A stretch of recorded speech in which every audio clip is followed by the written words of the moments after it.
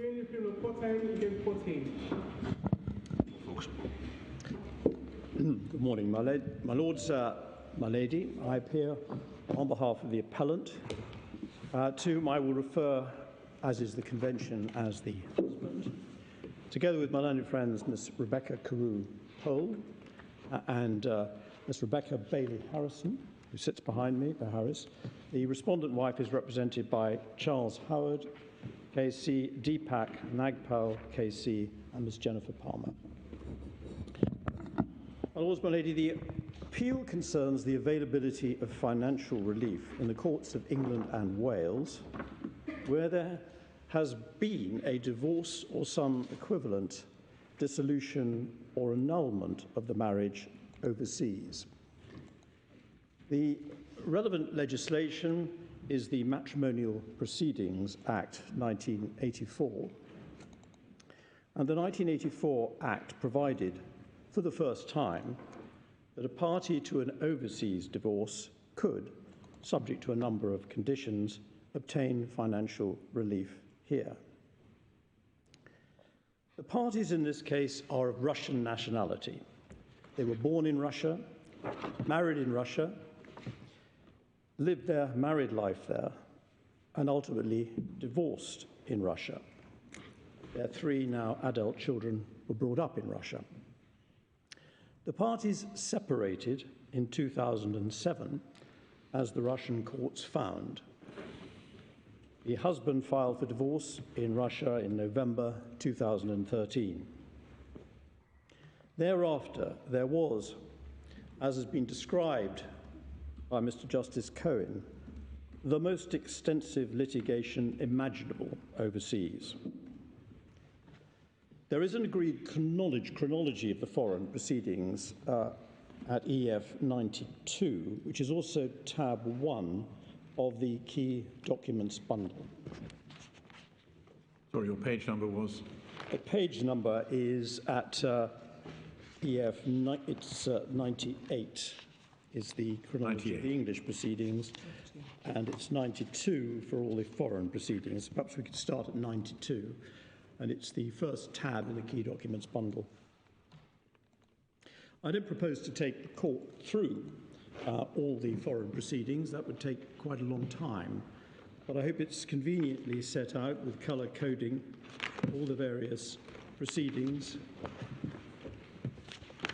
in the Russian courts. The proceedings included what we calculate as 43 different hearings to the Russian courts, including visits to the Supreme Court 5 times, and on one occasion to the Constitutional Court. And the Russian litigation went on for just short of 5 years. But the wife did not restrict the litigation to Russia. There were applications in 6 different states of America and in Cyprus. In all those applications, the relevant courts declined jurisdiction.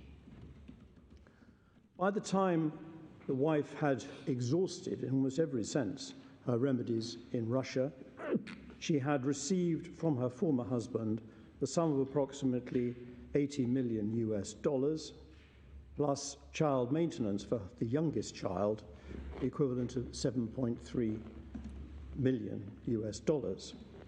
The court would have seen there is some dispute about this figure based on the dates of exchange rates. She turned her attention to the United Kingdom. After consulting lawyers in February 2014, she obtained an investor visa, and later in 2014 she purchased a flat in Horsefree Road, London for £2.4 million and made an application for financial relief in due course under the 1984 Act. She was, at the time of the application, habitually resident in this country, and she says that she now regards it as her home. What were the criteria for an investor visa? You just had to invest £1 million, was it? I'm not quite sure how much it was. I will find out. A certain amount of money, anyway, yes, in this country, in which case you've got the right to come and live here. Yes. I think it had to be a reasonably substantial amount of money. It's slightly more complicated than that. It probably doesn't matter. Yeah. Is there a copy of the application form for the investor visa? It's certainly not in the bundles, but I'm sure I can, or perhaps with any friends. And what's the percentage? You've given us the amount of money that she has received, subject to exchange rates. But what is that as a percentage of the total overall wealth of your I'm not sure there'd be any agreement about that. I think the wife says something like 0.5%. I see my own friend. Yeah, okay. But of course, it will depend on valuation of shares and so forth. Yes. Yeah. Yeah. Okay. I was saying that the husband remains, as he always has done, in Russia. He remarried and has a new family, but now faces, if the Court of Appeal is right, prolonged litigation in our courts as his former wife seeks further financial relief. It is now 16 years since the separation, 10 years since he filed for divorce, and more than 5 years since all foreign proceedings came to an end. My lords, when the parties first married, they had a modest lifestyle, but the husband's interests succeeded to a spectacular degree, and he is now a billionaire. But as the court is almost certainly aware, he was sanctioned by this country in June 22, and after some delays, he is now only able to be represented by virtue of a general license approved by the Office of Financial Sanctions Implementation, the OFSI. His former wife says that what she received is only a fraction of what she would have been awarded if the divorce and proceedings for financial relief had at all times been heard here. She's probably right about that. The courts of this country are, for better or worse, renowned for their generosity in their approach to financial relief in divorce cases. However, Mr. Justice Cohen, after the ex parte and inter parte hearings, agreed with counsel, quote, "If this claim is allowed to proceed, then there is effectively no limit to divorce tourism," and the reference is EF 260. He dismissed the wife's application, but his decision was overturned by the Court of Appeal, and it's against the decision of the Court of Appeal that we appeal to this court. I hope it might be helpful if I said a little about the genesis of the 1984 Act. We deal with this in our written case at EF 119 to 121. But may I refer the court to the working paper which preceded the Law Commission's report and ultimately resulted in the legislation that this court is now considering. And the reference is EF 945.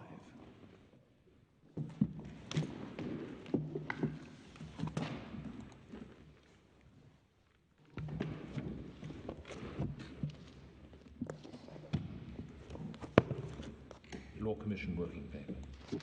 This is the working paper, which was 1980. It was a working paper followed by a consultation, followed by the Law Commission's report.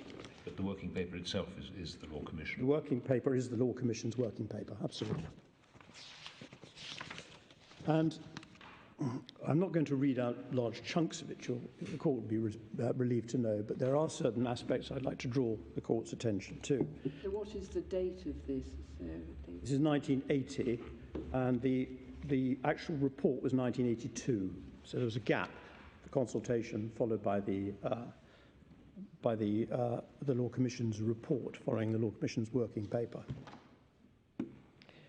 We can see at 952 in the introduction, and these first two paragraphs do summarize quite neatly what the issue was. A man is legally liable to maintain his wife, but in the absence of a court order, he's under no obligation to maintain a former wife.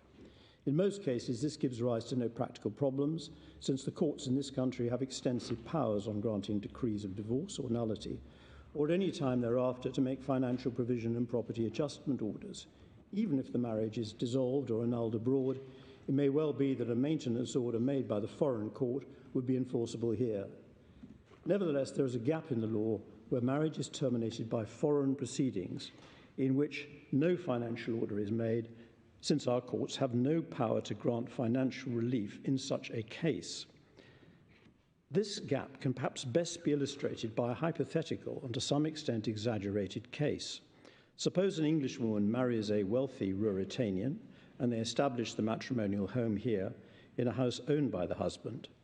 In due course, the husband divorces her in Ruritania, perhaps by pronouncing the word talak 3 times, as is permitted by the law in many countries. No financial order is made in Ruritania.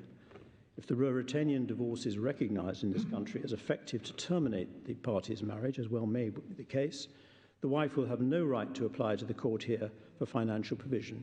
She will have ceased to be the husband's wife, so that he is no longer under a legal liability to maintain her. She cannot invoke the powers of the divorce court to make financial provision or property adjustment orders, because the court only has such power if it grants a decree, and it cannot do this because there is no longer a marriage to dissolve. She cannot enforce a foreign financial order because no such order exists. And from the statutory right conferred by English law on a married woman not to be evicted from the matrimonial home, the court will have no jurisdiction coming the end of the marriage. So such a woman may thus face destitution, and her only source of financial support may be supplementary benefit. And if the benefit is paid to her, the Commission will have no legal right to recover the sums paid from her husband, since he will no longer be a liable relative. And then there is a reference, the next page, 955, to the problems under the 1975 Act and the Inheritance Provision Act. That is a particular provision which has in fact been changed as a result of this Act, although it isn't the focus of our attention in this case. And then to paragraph 3, page 955, 2 factors have exacerbated the problem. The first, the greater readiness of English law to recognise the validity of foreign divorces, and secondly, the greater geographical mobility, which has led to a growth in the number of cases where one spouse has a sufficient connection with a foreign country to confer such jurisdiction, as well, and was being able to bring divorce proceedings in that country. In recent years, there's been a steady stream of cases coming before the court which has highlighted this gap in the law. In most cases, the wife has sought to deny the validity of the foreign divorce. That was one way of challenging the unfairness, so that the English court would be able to hear her petition for divorce and make financial provision and property adjustment orders in her favour.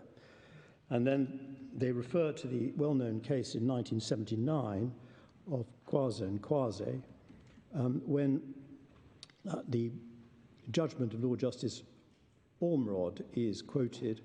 He refers to the fact that there's been a great deal of legislation. It's led to expenditure mostly out of the legal aid fund, large sums of money, disproportionate amount to resolve one practical question: is there jurisdiction? And it can often involve, as he says, in long and complicated inquiries into the validity of the overseas divorces and their recognition in this country. The costs of this case far exceed the value of the house in question. And Lord Scarman, in the same case, talked about the fact that these disputes about the validity were complex, laborious, and expensive. And he concludes, and this is at page 957, I would only comment, 6 lines up from the quote, that such a reform, talking about the possibility of reform, should achieve not only a greater measure of justice for the first-generation immigrant families, but a considerable saving for the legal aid fund. The incentive to challenge the foreign divorce would have gone, and the court could deal with the property and financial problems of the parties upon their merits. The working paper considers the present law, and if we go to page 960 of the bundle, page 9 of the report, they deal with the question of the recognition of divorces, foreign divorces, and other decrees. And essentially, the law in 1971 reflected the Hague Convention, but was probably more generous in recognizing various foreign decrees. I say that because if we go to the top of page 961, in fact, says the working paper, the English legislation in its concern to put an end to the scandal which arises when a man and a woman are held to be a man and a wife in one country and strangers in another, goes much further than was required under the Convention and lays down rules for recognition which are simpler and more generous. Can I take the court now, please, to 967, where the working paper is considering quasi and quasi again, and says it was held by the House of Lords that such a talaq was a divorce obtained by means of judicial or other proceedings, and since the husband was a Pakistani national and the talaq had to be recognised in England, with the result that the English court had no jurisdiction to make a financial provision order against the husband or to make a property adjustment, order in respect of the house in Wimbledon bought by the husband in which the wife had lived since 1974. Then can I take the court to 982,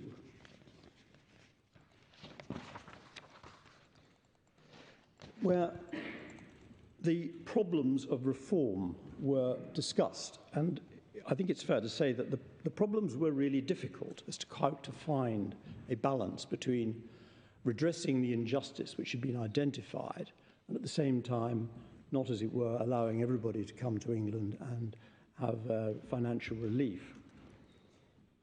In their introduction, paragraph 22, 982, they didn't think the various limited and partial remedies outlined above, and that referred to various other options which might have alleviated the hardship in various ways. And they said, it is thus our view that in some circumstances, and I emphasise the word some circumstances, the court in England should have power to make a financial order in favour of a former spouse whose marriage has been terminated by a foreign decree. However, we found considerable difficulty in defining in precisely what circumstances such a power should be exercisable. In our view, the advantage of giving a remedy needs to be very carefully balanced, not only against the risks of forum shopping, that is, the risk that litigants with little or no real connection with this country would start proceedings here solely because they would be likely to do it to find it advantageous financially to do so, but also against the related risk that to confer such a power on the courts would be, in the absence of any clear guidance on what the law should apply to the instance of a particular marriage, pose problems which would be difficult, if not possible, to resolve. They refer, as a lot of the judges do, to the Ruritanian case at paragraph 24. And they say, first of all, the facts as given in the example, the wife made no claim for financial relief in Ruritania, possibly because there was no power to make any such order. But suppose the wife could have claimed financial provision in Ruritania. Should she be allowed to claim financial relief in England instead? Should she be able to do so merely because she finds it more convenient or tactically more advantageous, or perhaps more importantly, because she thinks she may get a larger reward in this country than in Ruritania? And they go on to say, further down the page, the root of the difficult and intractable problems thus raised is that different countries have different policies about the scope and purpose of the law governing financial provision. In English law, the court is directed to have regard to all the circumstances of the case. There have been subsequent authorities which have clarified the approach, but essentially it is a wide discretion given to the courts. And at the bottom of the page, it says, English law may seem to adopt the principle that the parties should be placed in the position which would have resulted if the marriage had continued. But other countries, in contrast, have adopted different policies. For example, the law should aim only to restore the parties to the position which they would have had the marriage never taken place at all. I move swiftly on, only to comment on one paragraph, paragraph 36, about which the respondents, I think, place some reliance. Of course, they must say what they think is appropriate about it, but it is actually a paragraph which is concerned with the question of possibly there being a jurisdictional qualification. That wasn't actually the solution that they eventually arrived at. Presumably the reason why we can look at the Law Commission report is to see what the mischief was that the legislation was designed to address. Yes. What they thought would be a good policy to have is neither here nor there, really, at the end. I don't think it's admissible at the end of the day. I appreciate that, my Lord, although, interestingly enough, both the Working Party report and the Law Commission's report are quite often referred to by the judges in the various decisions which we'll look at. But of course I entirely accept that what matters is what Parliament actually said in the final. Well, it's often not a very clear line between seeing what the mischief was that they were aiming to address and seeing what they thought was a good way to address it. But, indeed. I mean, in principle, that is a distinction, I think. Yes, I accept that. Was the Law Commission report accompanied by a draft bill? The Law Commission report was accompanied by a draft bill, which we have in the bundle, and what I can do is to take you to the actual legislation and point out the rather minor ways in which the legislation passed did not precisely correspond with the draft bill. But what we've been looking at is the working paper, yes, which was then followed by the consultation and then followed by the report. And I think it must be the report that's accompanied by the draft bill. That's correct, my lady.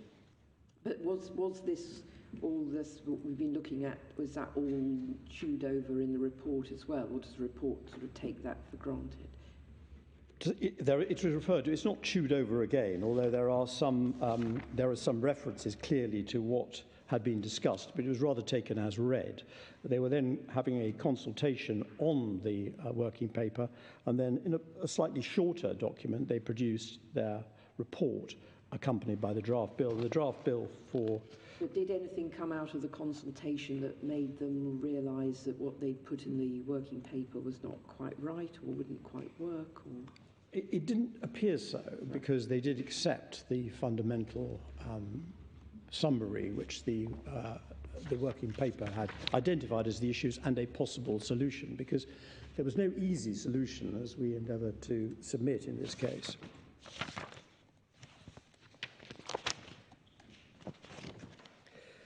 So the question of could you do it entirely on jurisdiction was discussed.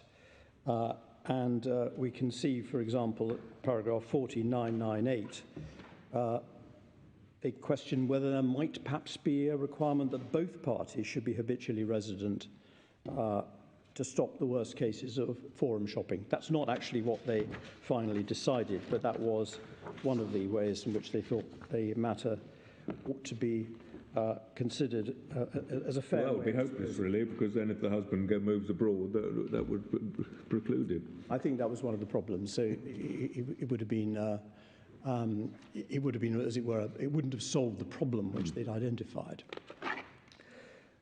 One matter which I think may be of some interest to the court, we have at 1009, paragraph 53 of the report, the observation, we are also of the view that the leave of a judge should be required for an application to be allowed to proceed. The ground for leave being that all the circumstances of the case was a proper one to be heard.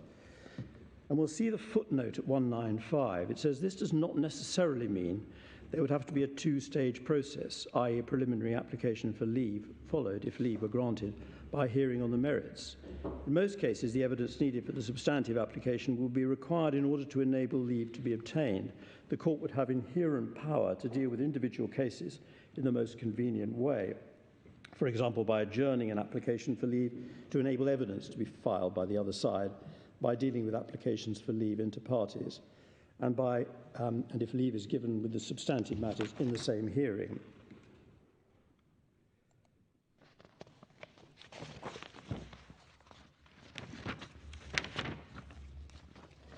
The summary of their provisional recommendations can be found at 1023. And they were, of course, provisional. In 2, we see that there should be no bar on the court hearing an application for financial relief on the ground that a foreign court could have made or has made a financial order. The English court should have jurisdiction, and they go through whether, well, either domiciled or habitually resident. They invite views as to whether the English court should additionally have jurisdiction where the parties habitually resided together in this country as husband and wife for a specified period during the marriage. And then over the page, an applicant should be required to obtain the leave of a judge to apply for financial relief in deciding whether or not to grant leave. The court should have regard to detailed guidelines.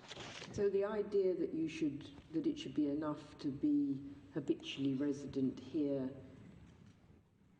for 12 months before the date of the relief application, rather than just the date of the divorce, is in this very early summary. Yes. But is there any explanation in the body of the working paper why they think that's appropriate? They go through a number of different options and finally come to the conclusion that one of them has to have a sufficient connection. And there's a distinction between the sufficient connection under the test and the jurisdiction, as we see when we look at the Act. And they decided that jurisdiction could be given by the habitual residence or the domicile. But that didn't answer the question as to whether it was appropriate for leave to be given. So if we could move on to the Law Commission report, which I think I can go through relatively briefly, because much of it does rather repeat what was in the working paper, and that's no criticism. So that if we go to 1039, we see the introduction. And there is a reference, once again, to the Ruritanian divorce, which seems to be the paradigm which they've worked on as an example of where hardship would inevitably ensue. And then if I just read out this one paragraph, if I may, at 1.3 at page 2 of internal numbering, serious though this hardship is, there are formidable problems in formulating satisfactory proposals for reform. The advantage of giving a person who's been divorced abroad a right to apply to the English court for financial relief has to be balanced against two different kinds of risks. First, to confer such a power on the courts would, in the absence of sufficient guidance as to the principles to be applied, pose problems which it might be difficult for them to resolve. Secondly, serious injustice might be caused to persons who reasonably assume that the financial consequences of divorce have been conclusively regulated according to the law of a foreign country, if the other party were able to reopen the matter here, all the more so if the parties had very little or no real connection with this country, and that's clearly one of our submissions. So if we move on to 2.1 under the heading filter mechanism, which is at 1042, so the essence of the scheme put forward in the working paper was that the court should have power in appropriate cases to make orders for financial relief in favour of a party to a marriage and any children of the family, notwithstanding the existence of a prior foreign divorce. The most difficult aspect is to provide working rules for ensuring the relief is confined to those cases which is appropriate. The working paper, we pointed out the traditional way of ensuring that only these those persons whose case has a sufficient connection with this country are invited to invoke its legal processes by jurisdictional rules, but we came to the conclusion that rule was not wide enough.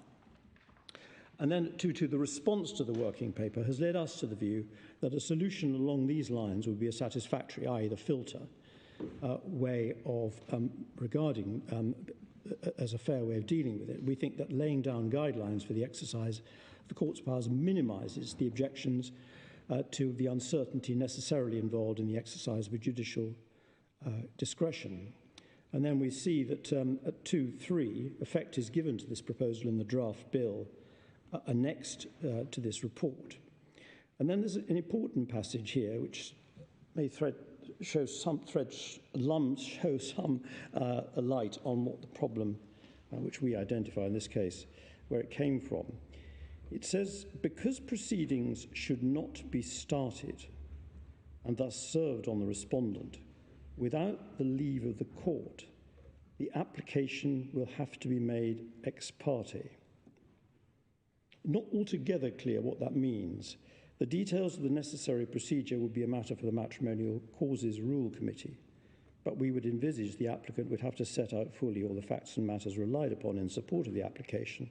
Since the application would be ex parte, it would follow that the applicant would be under an obligation to be full and frank towards the court in setting out all relevant matters, even if some of them were detrimental to the case being made.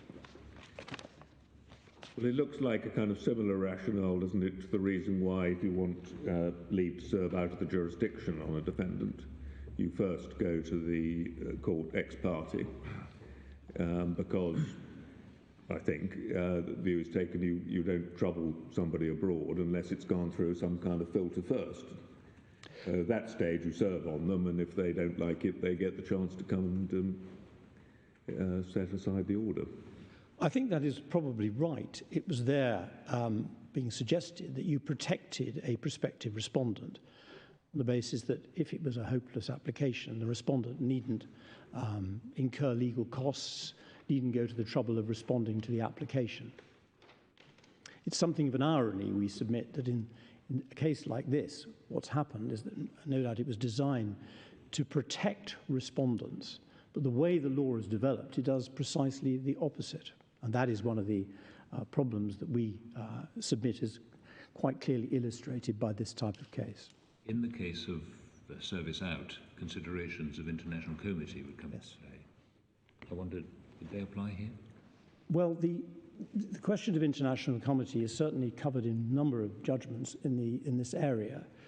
And I think that even Mr. Justice Cohen recognised and acknowledged quite rightly that the court should generally be slow to suggest that there are inadequacies in foreign jurisdictions dealing with these problems for reasons of international comity, and on the basis that whilst we have very high respect for our courts in this country, we do not have a monopoly on wisdom, and it's not easy to find the right solution to these difficult questions as to what the appropriate division of assets or maintenance could be on divorce. Could you help me as to why it isn't necessary to obtain leave to serve out of the jurisdiction the proceedings in this or any similar case? Why is there no requirement that there is leave to serve these proceedings? The rules do not provide for it. The rules are very rather slim in terms of what they actually require an applicant to do. What they do provide, and I'll go through the evolution of the rules, and it's important how they evolved. They simply say that they can be done, the application can be done ex parte or on notice, but they don't give detailed provisions as to service out of the jurisdiction or service even within the jurisdiction.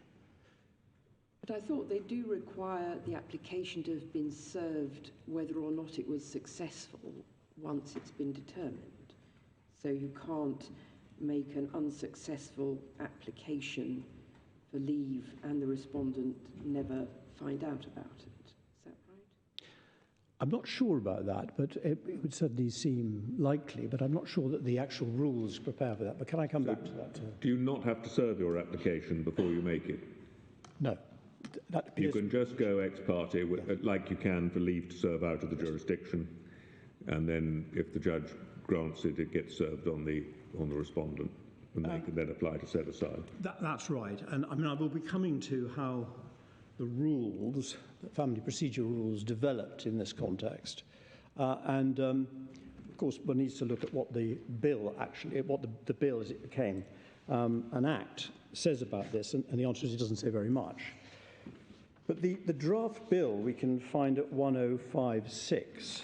I don't need to take. I've noted the end of paragraph 2.3 at the top of page 1044,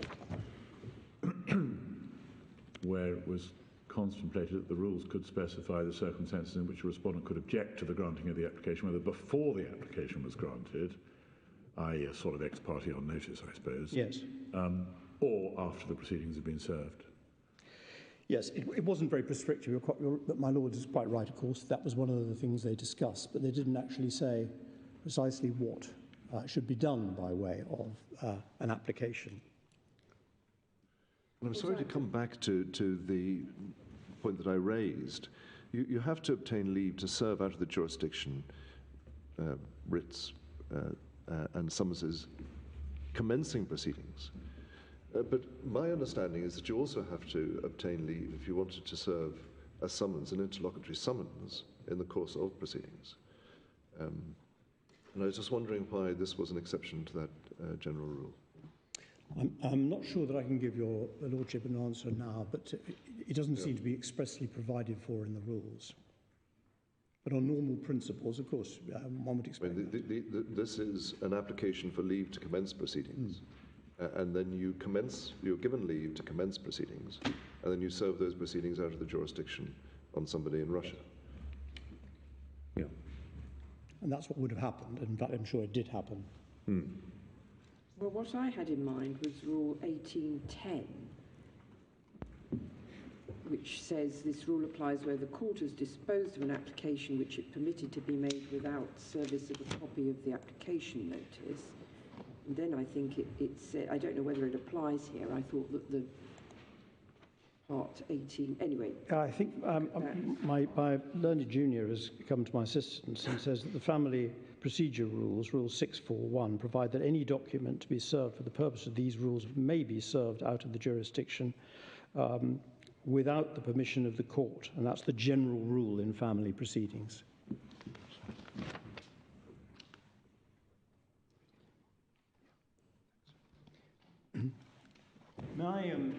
Well, it still doesn't quite answer the question of whether it's possible under the rules for the husband never to know that an unsuccessful application for leave was made.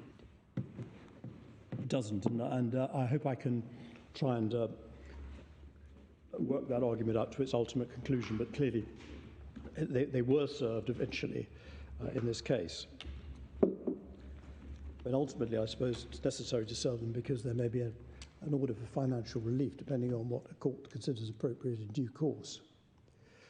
May I, rather than look at the draft bill, look at the actual bill for the moment? Just one. The Act. Was there any discussion about the word substantial, that there should be a substantial ground? Was that discussed either in the working paper or in the report? I'm not sure the actual adjective was used, but and of course it does appear as a relationship of apprehend from the Act itself. Yes. Was there any discussion about the word appropriate in section 16? Not precisely, I don't think. So I'm not sure, even if there was any discussion, really, it's on what principle we take account of it. Yeah. I hope that what that does is at least identify the nature of the problem, how difficult it was to resolve it, and we now know, because I'm going to turn to the Act itself, how Parliament decided it should be solved. And I think it might be useful, my lords, my lady, if we looked at the Act, as it were, shorn of all the judicial commentary on the Act, first of all, to see how it would strike anybody. And it's at 2176.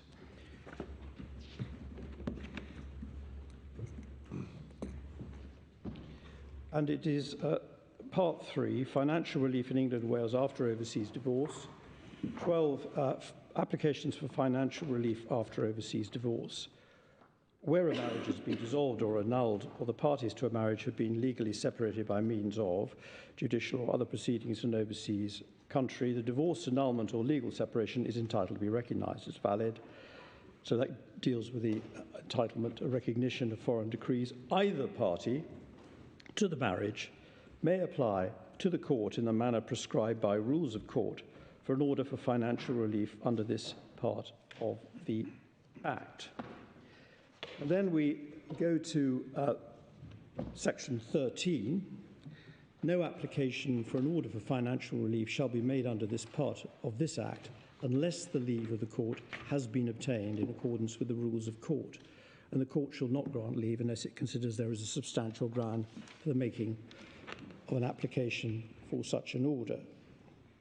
And section 15 is dealing with the jurisdiction of the court, in answer to my lady's point that Parliament decided that the court should have jurisdiction if either of the parties was domiciled in England or Wales on the date of the application, or subsection B, either of the parties to the marriage was habitually resident in England or Wales throughout the period of 1 year, ending with the date of the application for leave, and was so resident throughout the period, etc.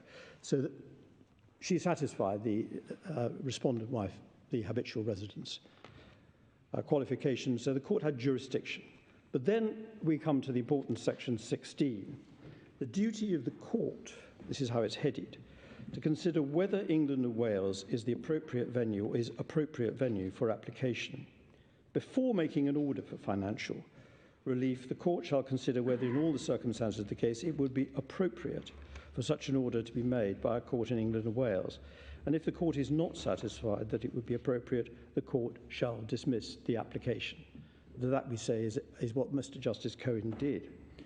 The court shall in particular have regard to the following matters: the connection which the parties, that's in plural, to the marriage have with England and Wales, the connection which those parties have with the country in which the marriage was dissolved or annulled, in which they were legally separated, the connection which those parties have with any other country outside England and Wales, any financial benefit which the applicant or a child of the family has received or is likely to receive in consequence of the divorce, annulment, or legal separation by virtue of an agreement or the operation of the law of a country outside England and Wales.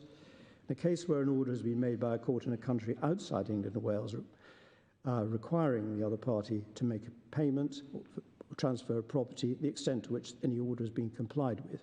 And then F, G, H and I were added from the draft bill.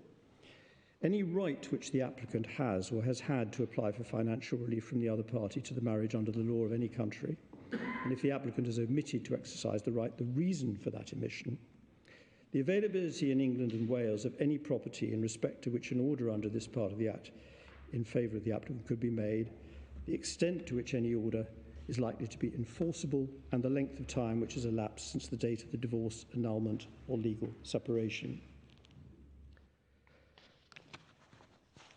And then Section 17 defines the orders for financial provision and property adjustment which can be made by a court, and then Section 18 lists the matters that the court should have regard to in including what is the appropriate order to be made. And just to pick up at one point, Section 25, 2187, the Act changed the injustice under the 1975 Act dealing with inheritance family provision.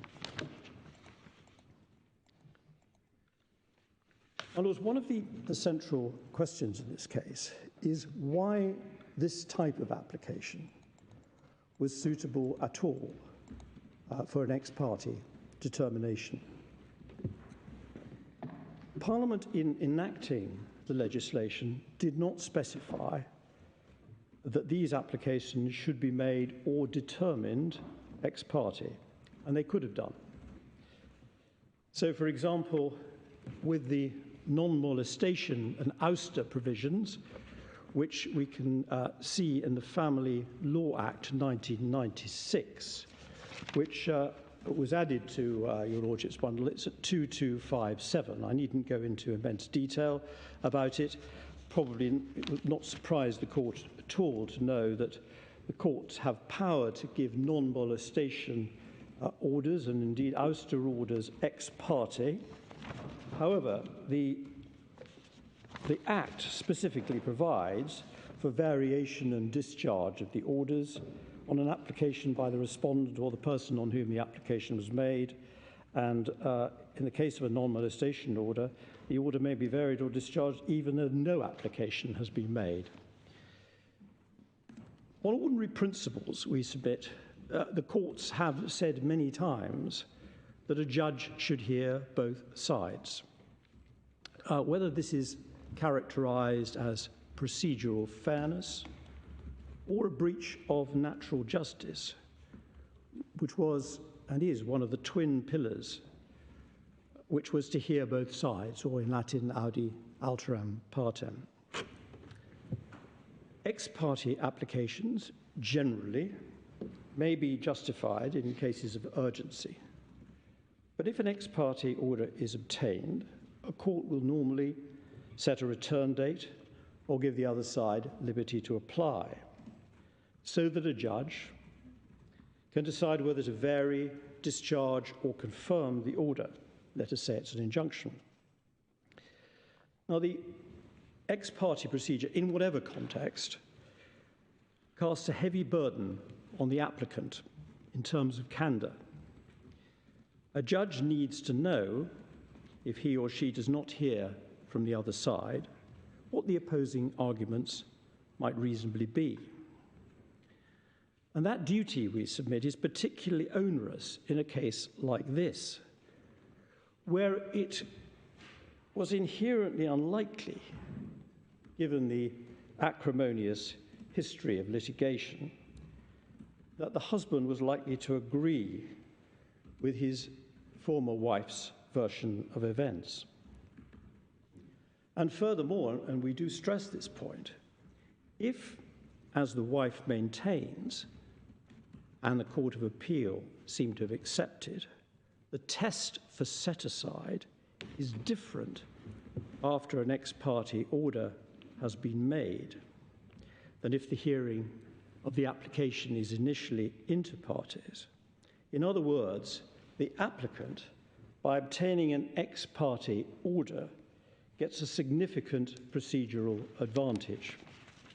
Well, that problem seems to me to go to the heart of the case. Yes. Because I can understand, at the moment at least, why in this sort of case, like with service out of the jurisdiction, you should say, well, a foreign party shouldn't be forced to come to this country and defend an attempt to bring him here if he doesn't want to, if he thinks he's got no connection with England, that the applicant should have to get over a hurdle first. Yeah. But then once you've got your leave to serve out, as I understand it, it always applies, the respondent has an opportunity to set aside, and the judge, because that's the first time the respondent's being heard, he considers it the decision on its merits. He doesn't stack the cards up against the respondent because he wasn't heard the first time round. Oh, yes. Unfortunately, the way this procedure has developed is inconsistent with what I would submit would be the normal justice that one would expect in a case where there has been an ex parte hearing. Yes, because what the set-aside possibility, or the liberty to apply possibility, is an alternative to having to appeal the ex parte order. You can always appeal the ex parte order, but this is usually when there's an ex parte application, there's another opportunity for a judge at the same level, even if not the same judge, to reconsider it rather than it having to go on appeal. Yeah. And I take the logic to be that it's only fair that if you weren't heard in the first opportunity, you get a fair hearing, which means an equal hearing the second time round. Well, that is essentially our case here. As regards this particular case and the principles I've attempted to identify, there is no explanation given as to why this application was made ex parte. And when we look at the rules, we'll see that arguably there should have been. But in effect, I think what the respondent's case was, and maybe it still is that, well, this was the right procedure on the authorities. I had to go ex parte. There was, of course, no question of urgency here. The parties had separated in 2007. Her husband had filed a divorce in 2013, followed by all this litigation. The application for leave to commence proceedings under Part 3 of the 1984 Act was dated the 8th of October 2018. The ex parte hearing actually took place on the 1st of January 2019. So urgency not really a feature here. The evidence... Lord Fox, can I just bring you back to the type of hearing that you envisage then? If there is an ex parte order and you have somebody coming in later on saying, by the way, that shouldn't have been made,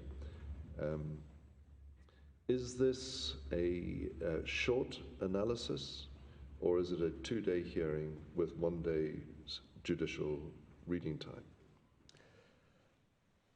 My Lords, the answer is, of course, it depends on the complexity of the case. Well, and it is hard to think of a case with more inherent complexity than this one.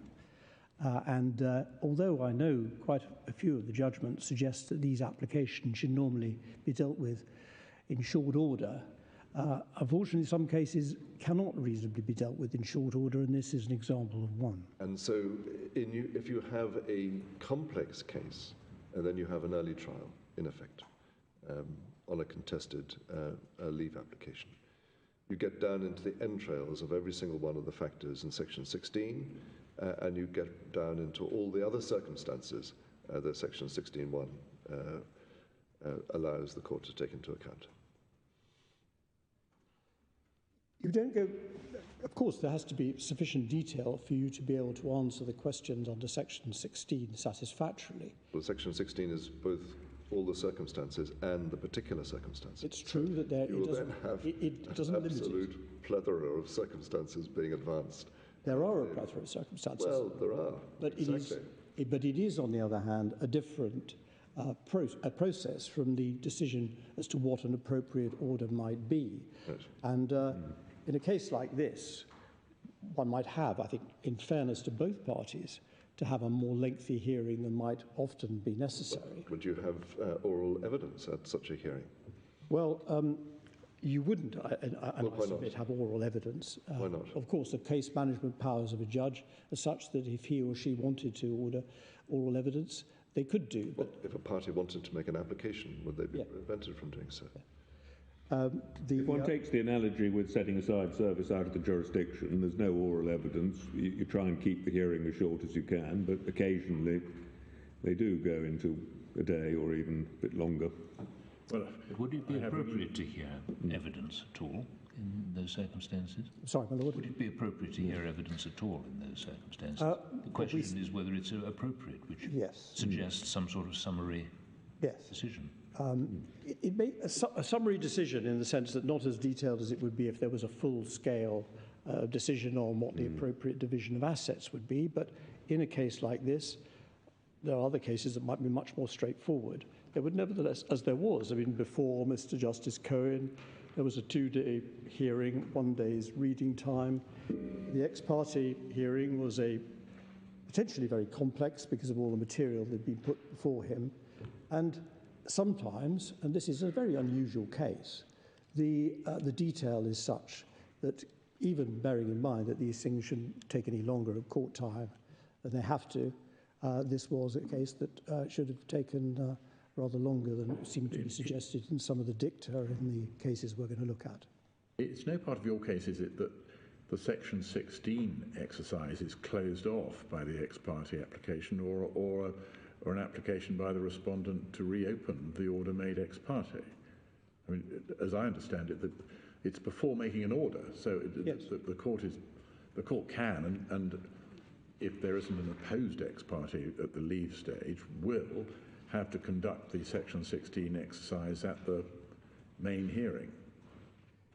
Or I suppose it could order as a matter of case management as a preliminary issue hearing. It could do that. I mean, it's a matter of case management, but of course, where we're talking about a hearing and the sort of magnitude that might take place here, and here there definitely would be oral evidence, or at least that was suggested by the Court of Appeal at the substantive hearing, even though a preliminary issue or an inter partes hearing might take longer than ideal, it would still be a very considerable saving on the cost of disclosure, the expert evidence on foreign law, expert evidence on valuation, and all the immense amount of disclosure. That would be a very, very substantial hearing. So even 2 or 3 days could save both parties considerable costs and, of course, save a great deal of valuable court time. So there is a purpose in having this, although my Lord Stevens quite rightly says these factors are to be borne in mind when deciding what the appropriate order is. And there is, it appears to have developed this concept of a sliding scale. So supposing you, as it were, get over the hurdle of deciding that it is a case where you've got permission, you can then still argue that actually you haven't got much of a connection and this ought to be reflected in a way that's quite difficult to predict. Be reflected the degree of your connection in how much you received by way of ancillary relief. But so this sort of leave application differs, doesn't it, from, say, an opposed application for permission to serve out, where the opposition is on forum convenience grounds? Yes. Because there the court will finally determine that question at the outset, on the return day, if you like, of the originally ex parte application. It doesn't, after that, the party either does or doesn't submit to the jurisdiction, and the case goes on without that ever being reconsidered. Now, my Lord's right, and actually that was arguably one of the faults the Court of Appeal made in the Agbaji case, because they considered the matter to be, in effect, a forum non-convenience test, and said it's either or. Whereas an appropriate venue test. Yeah, exactly. Whereas, in fact, the legislation admits the possibility that you can have proceedings elsewhere and also in this country. But there's also a merits test, even on jurisdiction set aside. It's a real prospect of success there, but... Yes. And there are likely to be factual issues. I mean, I think it's touched on by Lord Sumption in Brownlee number 1. Yes. There are likely to be factual issues on which the court might just have to take a view as to whether it's a plausible version of events or not. But those matters would then be carried over and have to be resolved at a later stage. Yes. But there still has to be the initial hurdle, as it were, has to be surmounted before we get on to questions of what is an appropriate order to make. And one thing I'd be interested in hearing, not necessarily now, is you mentioned about all the disclosure, the expert evidence, etc. What's different about this case from, say, an ex parte injunction case is that when the return date happens, the court is applying the same test, effectively, and the same factors as it applied at the ex parte stage. Whereas here, my sense is that the Section 16 factors, although they are considered at the substantive hearing, are different from the Section 18 factors, which are, and onwards, dealing with the pension and the whatever, which would all be dealt with at the substantive stage. It struck me when there were references in the decisions to having a rolled-up hearing, that a disadvantage of the rolled-up hearing is that then you presumably do have to have all that disclosure when it's not actually been decided whether it's an appropriate venue case at all. But could you at some point point me to where the rules are about the disclosure and at what stage that disclosure of all the financial evidence about the assets takes place? Does it take place because of factor 2G under Section 16, or is it really only when you get to the substantive, how is this cake going to be divided up stage? Well, there were, in fact, some case management decisions made by Mr. Justice Francis in this case. But naturally, whilst this appeal worked its way through, they didn't, they weren't carried out. But I kind of assist the court by, in due course, referring you to the orders that he made. Well, it's the rules under which they're yes. really wrong. Yes, and indeed the rules. But when you're dealing with a person with wealth of this nature, I'm sure his wealth increases and decreases almost on a daily basis. And you could make it extremely complicated by going into a huge amount of detail about all sorts of aspects of financial property, valuations, and so on. But the broad brush approach may very well be that he's worth 20 billion, and which doesn't seem to be contested. Of course, the time at which you make the estimation would be likely to be contested, and very significant sums may hang on what the date that's considered to be relevant is. I'm sure that the discovery process could be made complicated, but with suitable case management, it could be greatly simplified. Well, I'm sure that all parties would try and follow those directions and do such that makes the task of the court as easy as it can be in a complicated case like this. But I don't think it could be really said that there would be no additional work, as it were, as a result but of I was that. just interested in what is the degree of additional work. Yeah.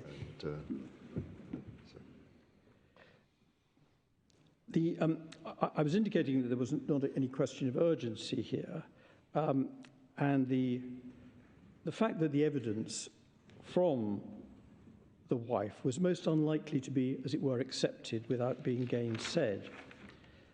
The amounts, of course, and the value of the assets, and the fact that even on the wife's case, the connection with this country was, as Mr. Justice Cohen put it, recent and modest.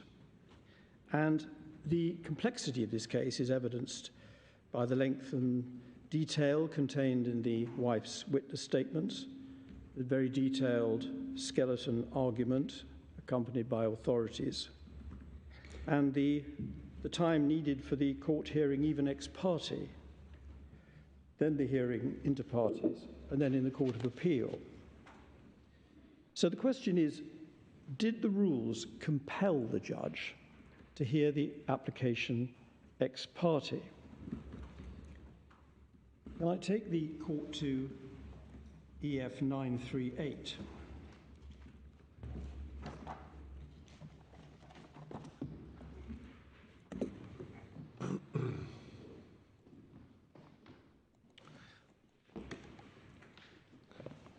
These are the Family Procedure Rules 2010, dealing with the application for permission to apply for financial remedy after overseas proceedings. And the relevant provision is 8.25. It is headed Application Without Notice. It says the application must be made without notice to the respondent. Subject to paragraph 3, the court must determine the application without notice. But then importantly, it says this: the court may direct that the application be determined on notice to the respondent if the court considers that to be appropriate. So that was inserted, as we can see, in 2017. If your lordships and my lady turn over the page, it was substituted by the Family Procedure Amendment number 2, Rules 2017, by a statutory instrument. So at the time this matter came before Mr. Justice Cohen, there was an express power to hear the matter inter partes. Was that subject to negative resolution or positive resolution?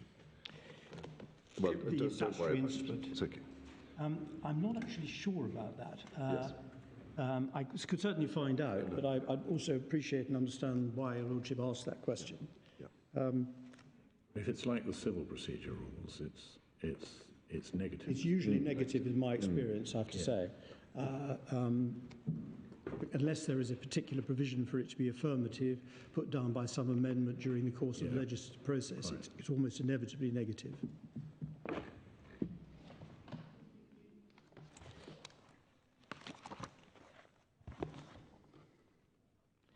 So despite the existence of an express power...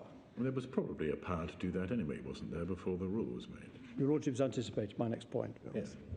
There was a power, but there it was expressly, as it were, set out in the rule. But Mr. Justice Cohen was effectively told that the decisions in Agbaji and Traversa and Freddy, or dicta in those decisions, perhaps I should say, meant that he should hear it ex parte. In fact, of course, that case law predated the 2017 rule, and this should have been made, we submit, crystal clear to the judge, particularly when he had been clearly of the view, expressed right at the outset of the ex parte hearing, that he thought he should hear the matter inter partes. Well, you say that, and I can understand why you say that, but is it any part of your grounds of appeal that the Court of Appeal was wrong to say the judge wasn't misled? because that's really an assertion that the judge was misled in an ex parte context. I don't mean he was deliberately told to lie. I mean that the ex parte duty to do proper research and make proper disclosure of the relevant questions and issues and law wasn't complied with. You've just submitted. What we say about that is that the judge himself said that he was misled. We'll go into that in a moment. That was, and he gave reasons as to why he said he was misled. And the law, as the respondents say it is that you can only set aside an ex parte order if the judge has been misled or some vital authority has been omitted from the hearing. Now, if that's the law, we'll have to deal with whether or not the judge was misled. We say that he was misled. But the question is, should not, in all justice, the situation be that the judge had the full picture when he heard both sides? And is a judge who has the full picture prevented from coming to a decision having heard both sides, which is an absolutely fundamental principle of our law, because there are these decisions or dicta which seem to suggest that there is a different test in this particular circumstance? I think my Lord Briggs's question was, is there a ground of appeal that the judge was misled? The judge was misled. Is there a ground of appeal that the judge was misled? We seek to affirm the judge's conclusion for the reasons that he gave, which would include his findings in respect of doesn't answer the misleading. Question, I'm afraid, Lord Falls. Well, I'll come back to that if I may. But was there actually any material difference in the rules? Wasn't it always the case you could either hear it on notice or not on notice? The fact is the judge decided, better or worse, to hear it without notice, but then in those circumstances the respondent had a right to apply to set it aside. Well, that is more or less the case, but if your lordship would be good enough to look at 128, which is our case in the core bundle, under the heading procedural rules governing the leave process. Paragraph, your case? Paragraph 71, and it's at page 128. Yes, thank you. And I hope we summarise accurately the position. The rules on the applications for leave under Section 13 and how they are to be heard have evolved over time. The procedural change is important, as we explained below. The 1997 matrimonial causes rules is enforced from the 16th of September 1985 to the 13th of October 1991, provided the application for leave had to be made ex parte and the hearing of the application was to be by a judge. Notice of the hearing was to be given to the applicant, so the applicant applies and then is told there's going to be a hearing, with no mention of notice to be given to the respondent. Thus, the intention was apparently that the whole process should be ex parte. To the same effect was Rule 17 of the Family Procedure Rules, enforced from 1991 to 2005, as subsequently amended to include an overseas dissolution partnership. Then, from the 6th of April 2011, the rules provided an application to be made without notice. The court may grant an application without notice if it appears to the court that there are good reasons for not giving notice. If the applicant makes an application without giving notice, the applicant must state the reasons why notice has not been given. And of course, we submit that there was no reason given as to why this needed to be ex parte, other than if you look at the transcript of the hearing before Mr. Justice Cohen, other than the authorities. But this wasn't the relevant rule, was it? It wasn't a relevant rule. No. In answer to my Lord's question, was there always an opportunity to do it ex parte? Yeah. There it is. There is plainly one. Well, I don't see why I was misled by not being told that the rules were once more favourable to not having an ex parte hearing. It's the opposite, if anything. Yes. I think the rules not easy to construe, but there they were saying you had to give notice. You had to give notice, or although if you didn't give notice, you had to give good reasons for them. Well, the rule is a mess because it says application to be made without notice, and that should be the first sentence of the rule rather than the heading. Yes, that's one of the points that made by Lord Justice Mumby in the course of his judgment. Yes. Yeah. But there always was an opportunity for the judge to decline to make an order, except for after hearing from the other side.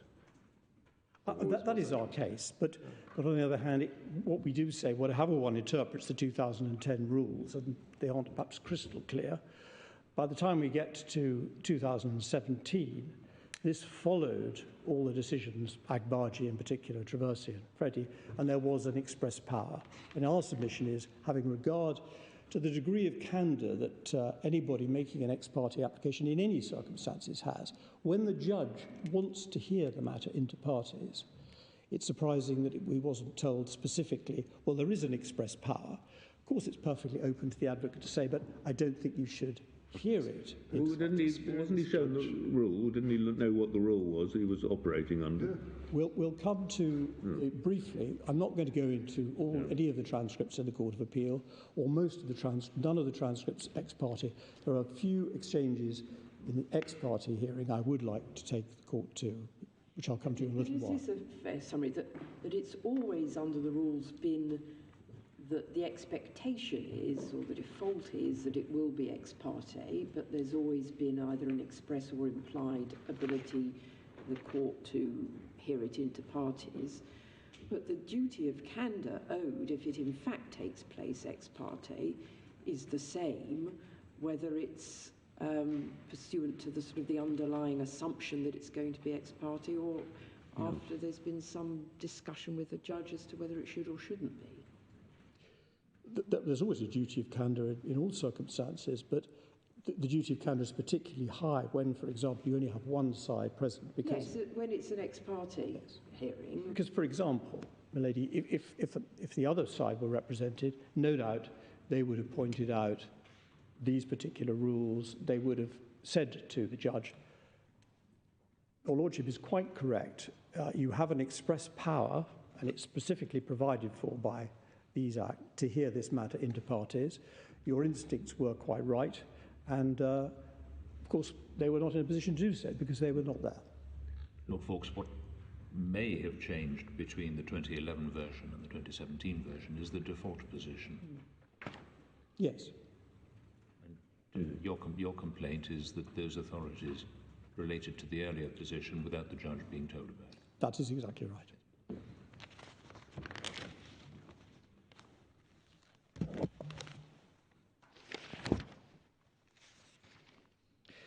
What is clear is that the judge regretted his decision to hear the application ex parte.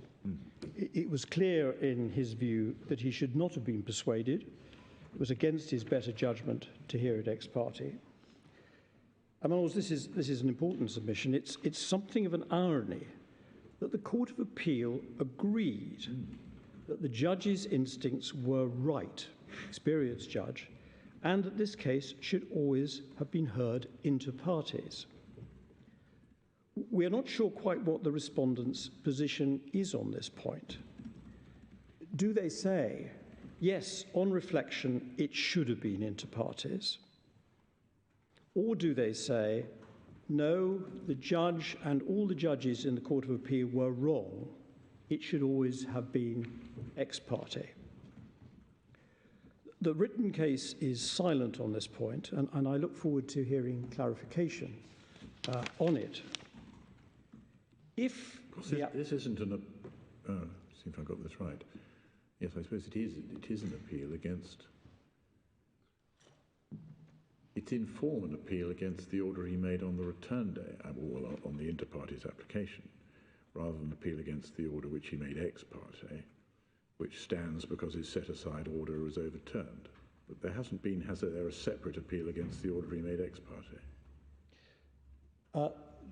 The order against, there was a set-aside application. Yeah, but this appeal arises from an appeal against the order made on the set-aside application. It does, and then there hasn't been any, and the effect of the setting aside of the set-aside order is that his original ex parte order stands unaffected by anything that subsequently happens, stands.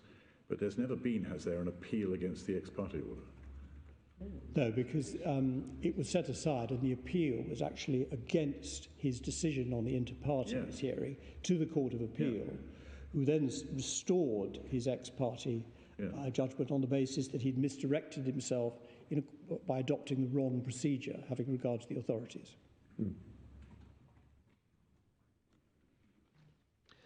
But if the application should always have been inter partes, as we submit that it should, then in effect what has happened, and the judge directed himself in accordance with section 1316 of the Act, in deciding to dismiss the application, he had the relevant material before him and gave cogent reasons for his conclusions.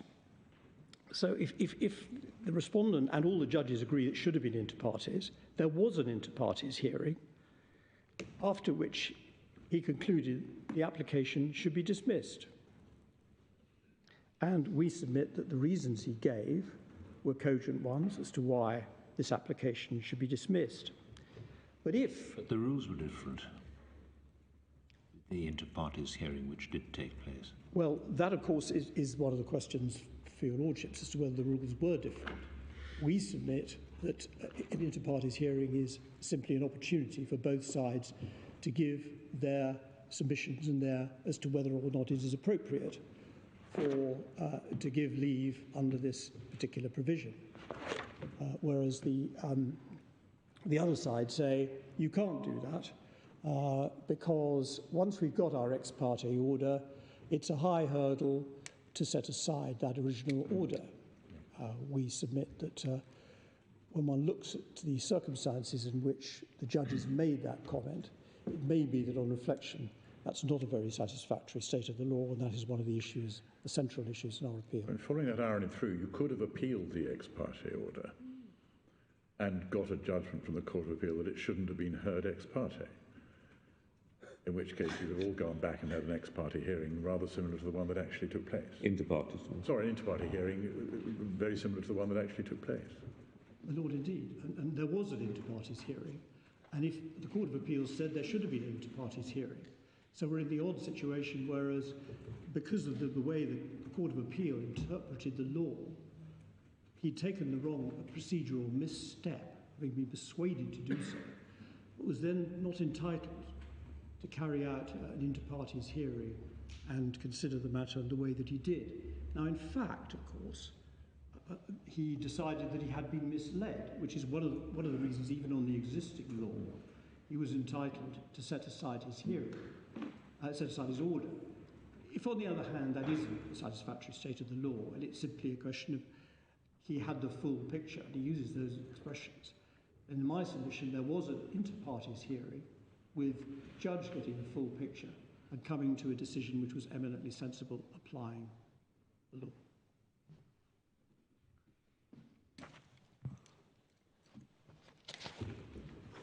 And suppose the ground of appeal that the judge was wrong to not to hold a inter partes hearing. I'm sorry, Bernard. Where's the ground of appeal that the judge was wrong not to hold an inter partes hearing? We're suggesting that he should have, and indeed did hear an inter partes hearing, and having done so... Where's the ground of appeal in relation to the ex parte order that the judge made, that he shouldn't have made an ex parte order, but rather he should have had an inter partes hearing? I won't give an immediate answer to that. Right. Clearly, the Lordship's quite understandably interested in the grounds of appeal, and I will try and confirm my submissions in due course to that. As I understand it, you're not challenging the decision that the judge made on the original hearing. You're making the point to say that the fact that he regretted having not had an inter partes hearing makes it all the more extraordinary that when he did come to a considered view, the view is taken that he's not allowed to do that. That is indeed our case. So we don't, as it were, have to challenge the ex parte hearing as such. Our submission is essentially that he came to the right decision on the inter partes hearing. That decision remained, as it were, final involvement of Mr. Justice Cohen at that stage. Then there was an appeal to the Court of Appeal, who restored his original order on the basis that he was guilty of a procedural misstep. I wonder if I could turn briefly to that hearing ex parte before Mr. Justice Cohen, and we can find it at, perhaps I can take you first of all to 413, which is volume 1.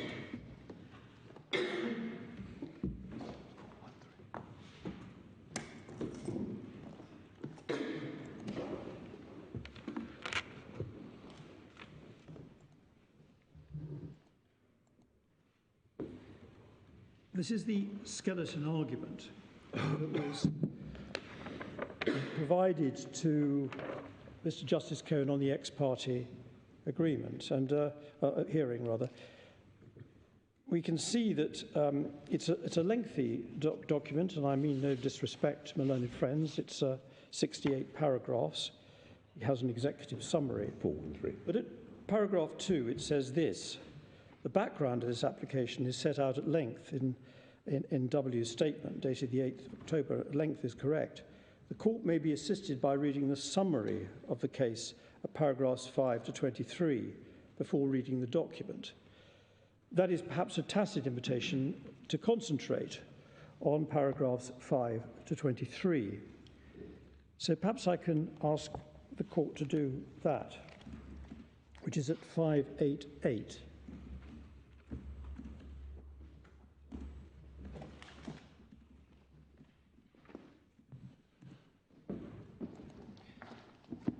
I think my lords may be aware that there was one rogue page that went missing from this statement, which in fact, the second page of her statement is at 2256, but there's a hyperlink, so I hope that you can find that the relevant paragraphs follow each other. The relevant paragraphs are a summary, where she summarizes their life. She summarized the breakdown of their marriage, and then she says that she would have done much better, or should have done much better, before the Russian courts. And then she makes the comment at paragraph 12, to which I'll draw your lordship's attention. And then she says at paragraph 13 that she was awarded less than the husband says she was awarded. And then she analyses the grave injustice that she says. Of course, this was highly likely to be contested. She deals with the Russian court and their inappropriate deferral, as she put it, to her former husband. And she says that, paragraph 18, I should have had an equal sharing of our assets in Russia. And she said the reason I didn't was because of VP's status. And then the approach, she says at 19, adopted by the Russian courts should have been similar, if not the same, as would have applied in England. And paragraph 23, I would just ask the court to read it to itself.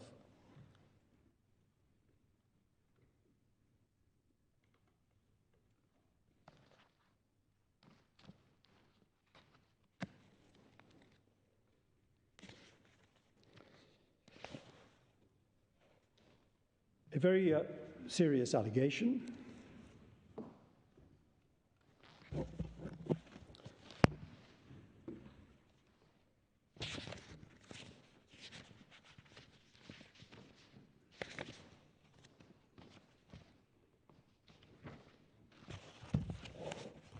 And if we go to page 634,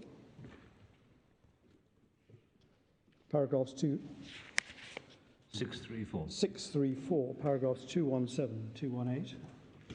Was that allegation denied? Was there evidence in relation to it? Just coming to that point, yes, is the answer.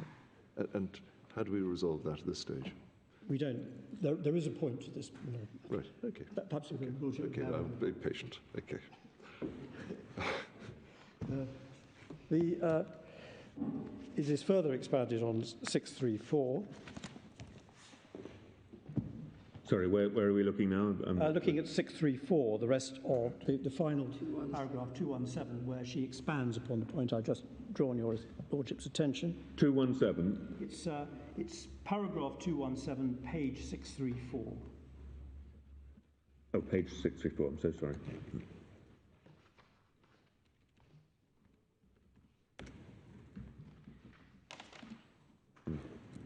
When the husband was given an opportunity to actually provide his own statement, he did so, which begins at 661. It is, we submit, actually, a statement, unlike the wife's statement, broadly speaking, expressed in reasonably moderate terms. But he does take issue, as the court might not be surprised with the particular matter I drew the court's attention to. And can I ask the court to look at paragraph 14 at 663?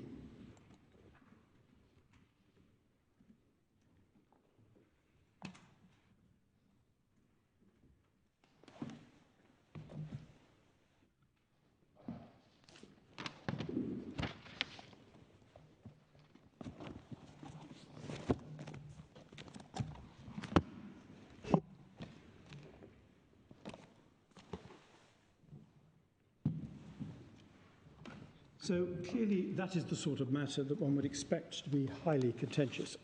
But there are other matters, of course, too. Which factor in section 16(2)(a) is that relevant to? It doesn't specifically relate to it, but perhaps I can, I hope not greatly. Motivation for her connection to England. That's certainly one of them. Yeah. If we go to volume 795,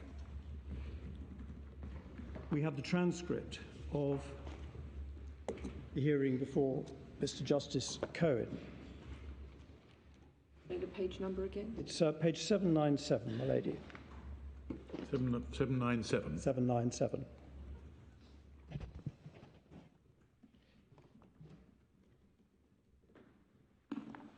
And if we go to 797, we can see there what my learned friend says right at the beginning of the hearing. This, we will remember, is 5 years after what she describes in the witness statement. So that's how the application begins. If we go over the page to 798, we see here that the judge is expressing a fairly clear view that he wants to hear the matter inter partes, which he thinks he ought to do. I think it's an appropriate case for this to be on notice.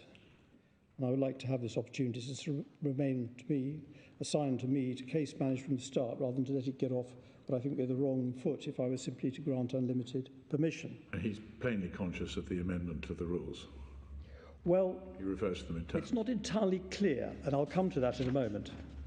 He certainly considered that he had an express power, otherwise he wouldn't have been saying that at all.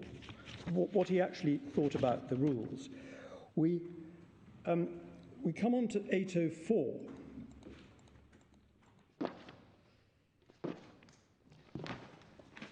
My learned friend has referred to the rules and says this. I mean, to be frank about that, if your lordship has read, this is letter B, our lengthy document, and I apologise for the length, we tried to explain why we did it being on without notice. It's probably not a good idea for me to repeat it. All I would say, I think the only two things, is that I just refer you to what Lord Justice Thorpe and Lord Justice Mumby, as he was, then in Traversa and Freddie about the procedure, and can I ask your lordship to look at that? And he then referred to comments I'm going to come to in due course. And then Mr. Justice Cohen says just below letter G, so why were the rules changed in 2017? Two, asks Mr. Howard, because, and he then says, if they were changed in line with Traversa and Freddie. We've got the rules at the back. Have you read? Sorry, I was looking in the red book. And they were changed. The amendments were made in August 2017. They were made because it was not clear in the rules. And then I'll come to that in a moment. You're right. No, I think back you are right. They were not very clear. Yes, the old rules we will look at that in a moment, and what both Lord Justices disapproved of in Traversa and Freddie was this growing practice that people in my position gave informal notice. Yes, which was done in Traversa and Freddie. They really deprecated that. Yes. So, and this is the submission. So that was Lord Justice Thorpe, and he was really saying they should be dealt with ex parte. So that was the submission that he was receiving. And if we go over the page to the foot of 806, he's referring to the guidance in Agbaji, and then refers to the FPR 825 at the top of the page. That's the rule that was before the 2017 rule. And then he says at the bottom, that was the proposed rules. I see. It became the rules and it was changed. So at this stage, yes, that was my understanding. That was because of the rule, and there was this new rule. Yes, because of Traversa and Freddie. That is why the rules were changed. And Mr. Justice Cohen said, yes, they were. They took a very long time about it because, of course, this was 7 years after the decision. Well, yes, but that is the reason eventually why. Yes. And then he goes on to quote at some length Lord Justice Mumby, of course, whose observations predated the 2017 hearing. So it's our submission that given the duty on counsel appearing, he should have been very clear about the powers, because the essence of the submission seemed to be that the dicta and what the judges had said really amounted to, you've got to hear this ex parte. And that was not the case. But I mean, your submission about 20 minutes ago was that you criticised counsel at the ex parte for not making it clear that the earlier authorities had been, the dicta in the authorities were given at a time before this rule change. Yeah. But it's plain that the whole issue about the rule change and the earlier authorities and the timing between the two is gone into in great detail here. It's inconceivable to me that the judge wasn't actually looking at the new rule, because he opens the whole debate by saying, I think I should exercise my express power to hear this inter partes. Well, he says he's been looking at the rules anyway, expressly in the Red Book. It would be amazing if he hadn't looked at the rule that he was operating under. Yes, I mean, we don't quite know what, what he read. You can complain that there wasn't proof, bell, book and candle that the new rule was the result of the dicta in Traversa and Freddie. We can all form a view about that, but what's quite clear is the judge understood what the old rules said, that Traversa and Freddie was a dicta about the old rules, and that this new rule was then introduced. That may be so. It's difficult to know what was going through his mind. Certainly, he knew that there had been some amendments in 2017, but in fact, the detailed rule that he was addressed to was not specifically set out. I mean, it's fair to say that he should have been aware and may well have seen the 2017 rule, but effectively, he was persuaded. Well, he said he was at the top, at 805A. He said, right, I'm sorry, I was looking at them in the Red Book and they were changed. The amendments were made in August 2017. Yeah. He's been looking at it and he's seen it was amended in 2017. He was, but he was still referred on more than one occasion to the case of Traversa and Freddie, which was predated. Because in Traversa and Freddie, the criticism had been a habit of making these applications ex parte on notice, which is a lovely old phrase which is quite difficult to translate into modern speech, so it's without notice on notice, but never mind, we all know what it means. Yes. So they had criticised the habit that had built up of routinely making it ex parte on notice, i.e. all but inter partes. Yes. And the new rule makes it quite clear that you hear it ex parte unless there's good reason to direct that it be heard on notice. Why isn't that a natural rulemaker's response to Traversa and Freddie? Well, it seemed to me, and I don't want to labour the point, that what he was suggesting was that Traversa and Freddie, as it were, indicated that it should always be ex parte, whereas it has always been, there has always been a power to to hear it, and the power was made express by the change in 2017. It's not obvious that the 2017 rule change reflected what they said in Traversa and Freddie. We say it's a bit of a non sequitur.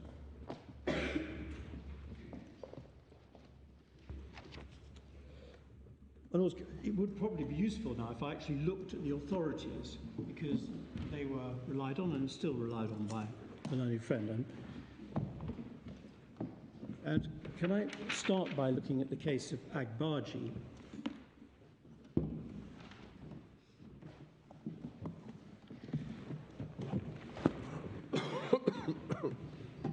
And it's useful, I think, to look at the decision at first instance.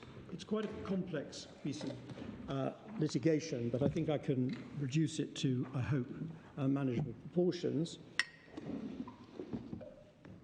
The decision of Mr. Justice Mumby can be found at 1125. This is a decision which he reached on the 18th of December 2006. And it concerned, as we can see from the application by a husband, to set aside an ex parte order he himself had made, giving the wife leave to apply for financial relief under Part 3 of the 1984 Act.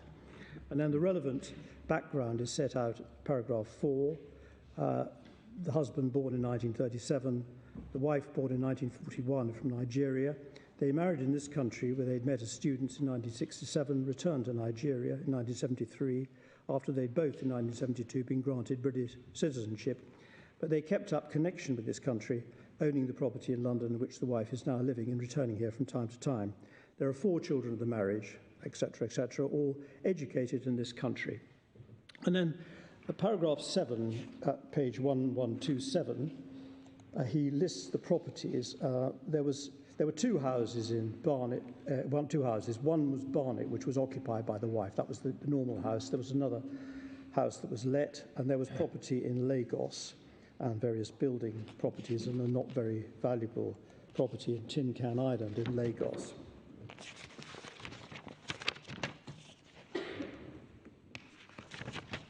It's a 66-page judgment, and he considers the statutory framework at 1139 in the provisions of Section 13 and Section 16, which are now familiar to this court.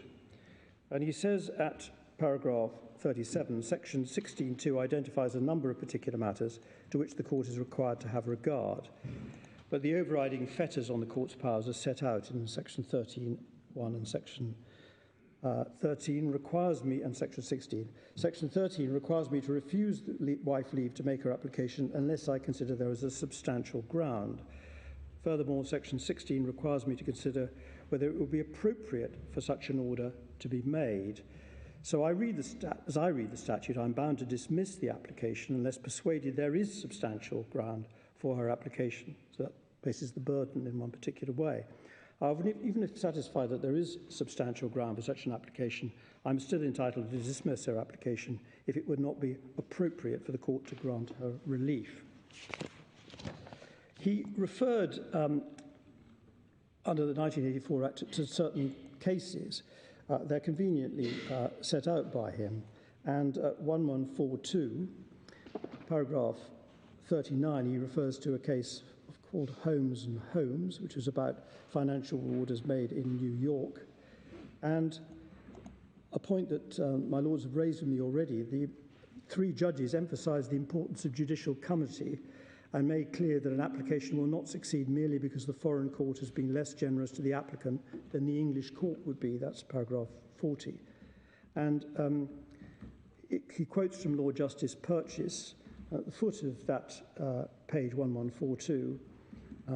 There's once again a reference to comity. In my judgment, that section reflects the fundamental rule of comity as between competent courts dealing with matters of this kind. He also quotes and cites Lord Justice Purchase in his, Mr. Justice Mumby's paragraph 42. In view of what I've already said, the purpose of this Act is generally applied, apparently, that there is to remit hardships which have been experienced in the past in the presence of a failure in foreign jurisdiction to afford appropriate financial relief. The obvious cases are those jurisdictions where there are simply not any provisions to grant financial relief to wives or children, or maybe husbands and children. In such cases, although the dissolution of the marriage has taken place in a foreign jurisdiction according to foreign laws, then the courts in this country are empowered by Parliament to step in and fill the gap. For my part, I do not believe that the intention of Parliament in passing the Act was in any way to vest the English courts any powers of review or even correction of orders made in a foreign forum by a competent court, in which the whole matter would be examined in a way exactly the equivalent to the examination that would have taken place if the application had been made in the first instance. In the courts, that's not the object of the legislation at all. And Lord Justice Dillon is also quoted when he says that the New York court is the natural forum. Over the page at 1144, and it's very helpful that he's collected these dicta, Lord Justice Russell said, paragraph 44, page 1144, I too would wish to emphasise that the test laid down in section 13 is not to be equated with the granting of leave in applications for leave to apply for judicial review. The test, in my judgment, is plainly a more stringent one. Prima facie, the order of the foreign court should prevail, save in exceptional circumstances, and a good case for any interference with it or adjustment of it should be apparent before any leave is granted. And then he refers to Hewitson and Hewitson. Lady Justice Butler Sloss begins in the passage which we can find quoted in paragraph 45 with this comment: the objective of the Act was to mitigate disadvantage, not to give extra advantages to a particular group of applicants. And she agreed with what Lord Justice Russell had said in Holmes and Holmes, which has been set out above. She also comes, importantly, at the bottom of the page to say this: there has to be finality and end to litigation. In my view, the umbrella of the dissolved marriage, which covers the post-divorce period, cannot remain open forever. On the making and implementing of a clean break order between spouses, and the court may be familiar that that is a principle which governs the approach generally, even in this country, to entirely English and Welsh cases. With no children, the umbrella has to be shut. Thereafter, the relationship which may develop between former spouses is to be dealt with under civil law, the rights of one who enters, etc., etc. And then he also quotes the Lady Justice Butler Sloss in paragraph 46. Mr. Clark, for the applicant in this ex parte application, has rightly reminded us in looking at whether or not there's a substantial ground, the test is a stringent one. The major cases since the 1984 Act have been in relation to wives who obtained orders in foreign courts, which they have then felt to be inadequate, have come to the English courts for a more generous order. Those applications have been, if I may respectfully say so, very properly dismissed in these courts, particularly on the ground there should be no two bites at one cherry. And a litigant has no right to go foreign shopping and, having obtained one order, to try and obtain an order in another. Probably should be forum shopping. Yeah. I think that's what it should be. Everyone has a right to go Shopping, of course, not.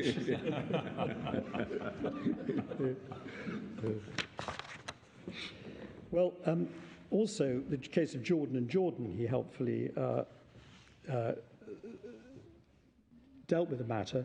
And at the bottom of the page, 47, of course, the paradigm case creating the need for the legislation was the case.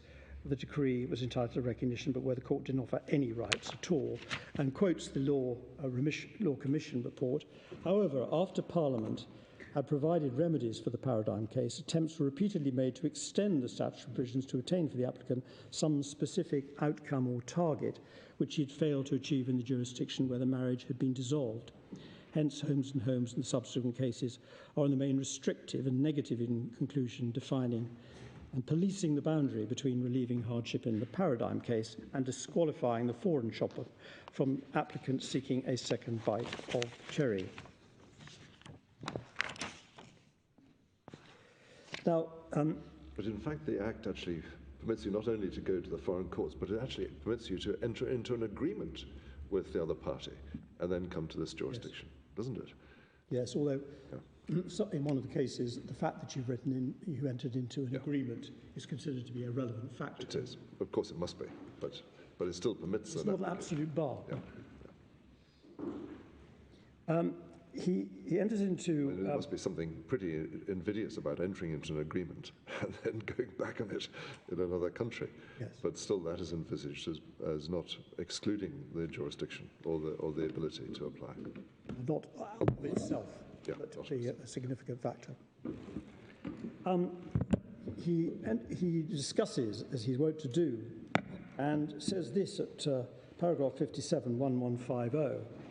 It is true that I now have a much fuller and more rounded picture. Surprising for Mr. Justice Mumby, that. Much fuller, more rounded picture that I had when I first considered the wife's application. But the overall picture, as it is now laid out for me by the husband and wife, does not, in my judgment, significantly affect the fundamentals as I saw them then, and on the basis of which I then made my decision. So he decided that his initial views had been right, notwithstanding that he'd heard both sides. And then at paragraph 59, he says, at the end of the day, the real issue seems to me to be the same as it was when the case was first before me. To paraphrase what I said earlier, is this simply a case of a wife seeking to have a second bite of the cherry, although not satisfactory and not generous, would in this country nevertheless be appropriately conducted, and which led to a financial order in her favour, which can be implemented. And he says this, importantly, at 60. In my judgment, this case falls into the latter category. What is, in my judgment, the very considerable discrepancy between the aggregate value of what this court would consider to be the relevant matrimonial assets and the very modest amount of the provision made for this wife following a marriage of, I emphasise, 32 years, justifies the conclusion that there is within section 13(1) of the Act substantial ground for her making this application. If I deny her relief, she will suffer hardship.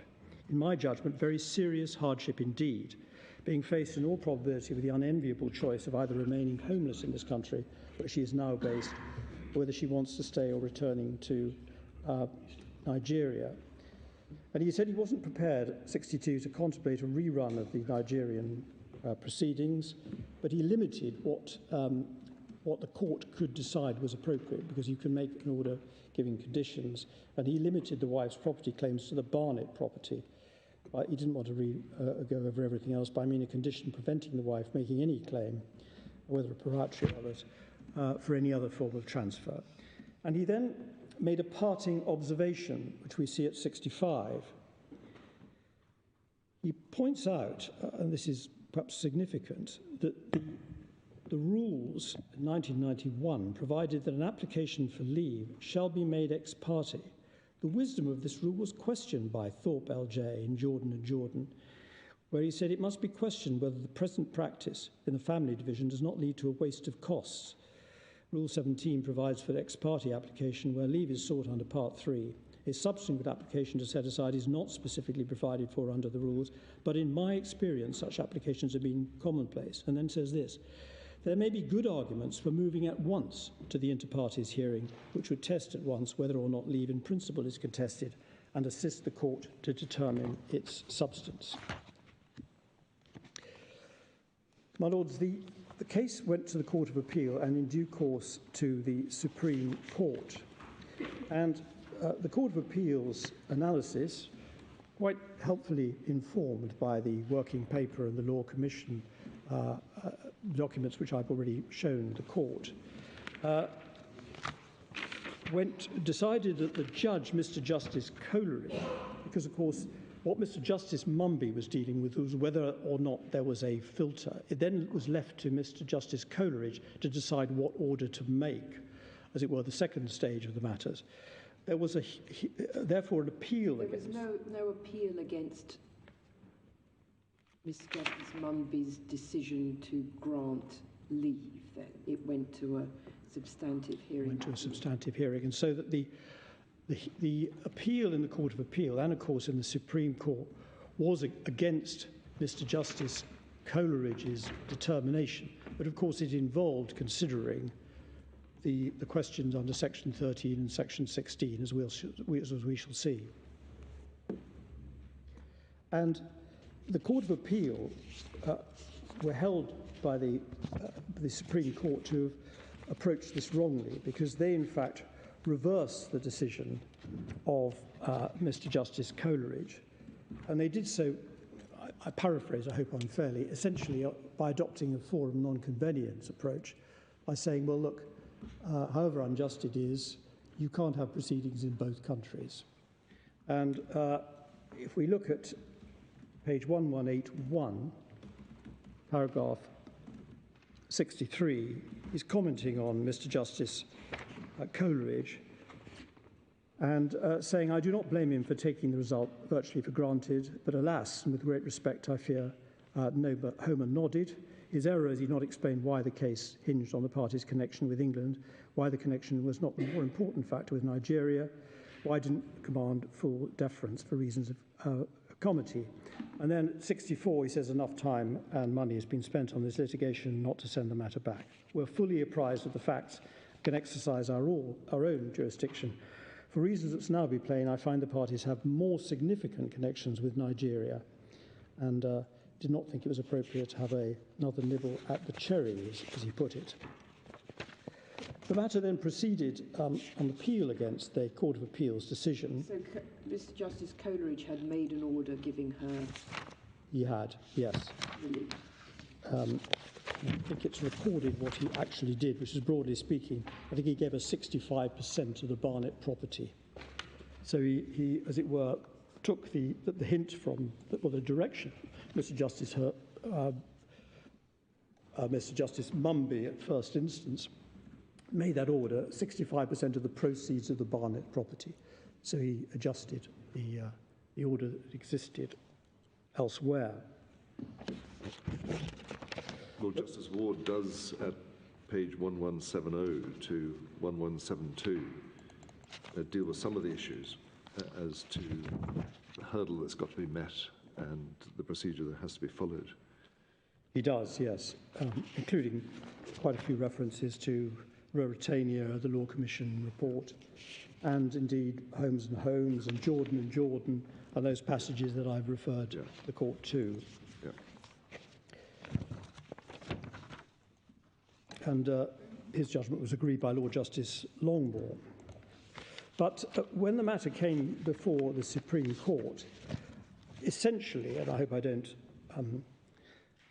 over-summarise this, the court said, well, the Court of Appeal were wrong, because on a forum non-convenience test, it may well be that the conclusion was right, but that's not what the statute says, because it specifically contemplates the possibility of there being proceedings in more than one jurisdiction.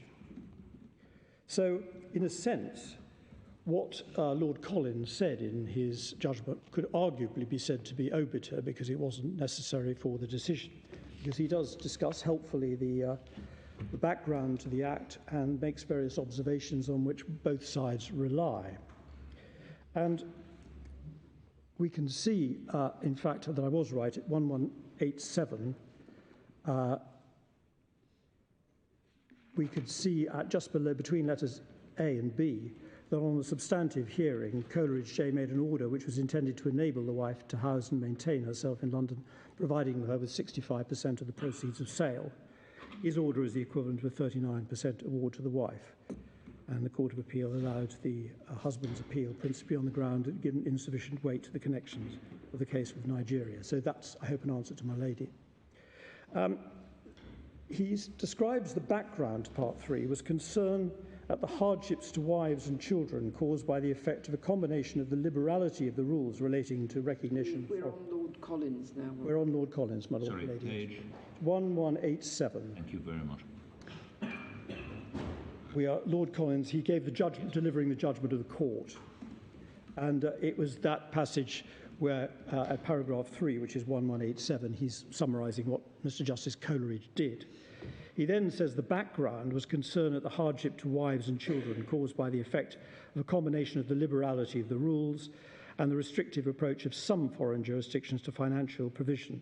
The problem became apparent in a series of cases in the 1970s in which there had been a foreign divorce in proceedings, both judicial and extrajudicial, instituted by the husband, in which no financial provision had been made for the wife. He then went on to consider quasi and quasi, and he considered to the paragraph 7, 118, 1188, the working paper and the Law Commission. And then he discusses part 3 of the 1984 Act, including describing the filter mechanism. And of course, all of his observations are useful. Can I take, however, the court to paragraph 30, which is at 1192. As indicated above, having gone through the history, the filter mechanism was recommended by the Law Commission. The working paper suggested that the ground for leave be that in all the circumstances the case was a proper one to be heard, but it added that the court would have an inherent power to deal with individual cases in the most convenient way.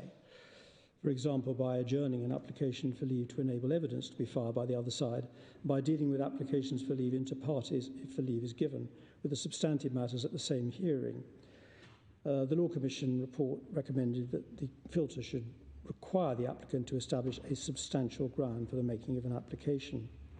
And then Rule 17, the 1991 rules, provides for ex parte application where leave is sought under Part 3. But a subsequent application to set aside is not specifically provided for. That appears to be the position.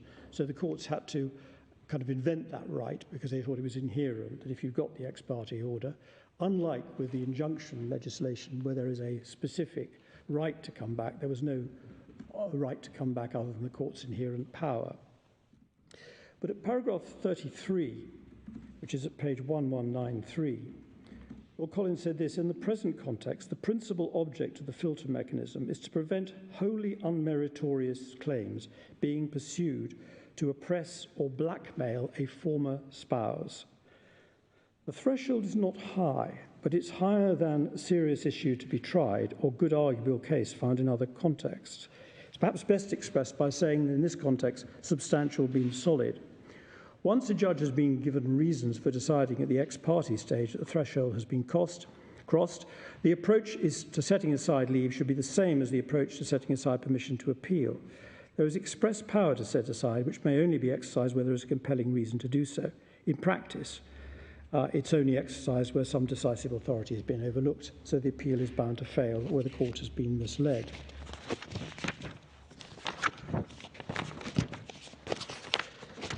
In the passages of perhaps most assistance in this case, he's discussing the various different solutions that might have been reached in this situation, which the Act was designed to prevent.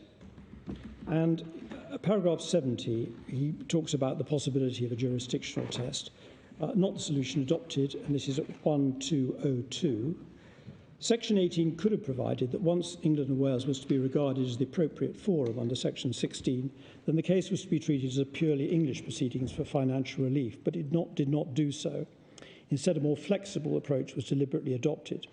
There will be some cases with a strong English connection where it would be appropriate to ask what provision would have been made had the divorce been granted in England. There will be other cases where the connection is not strong and a spouse has received adequate provision from the foreign court.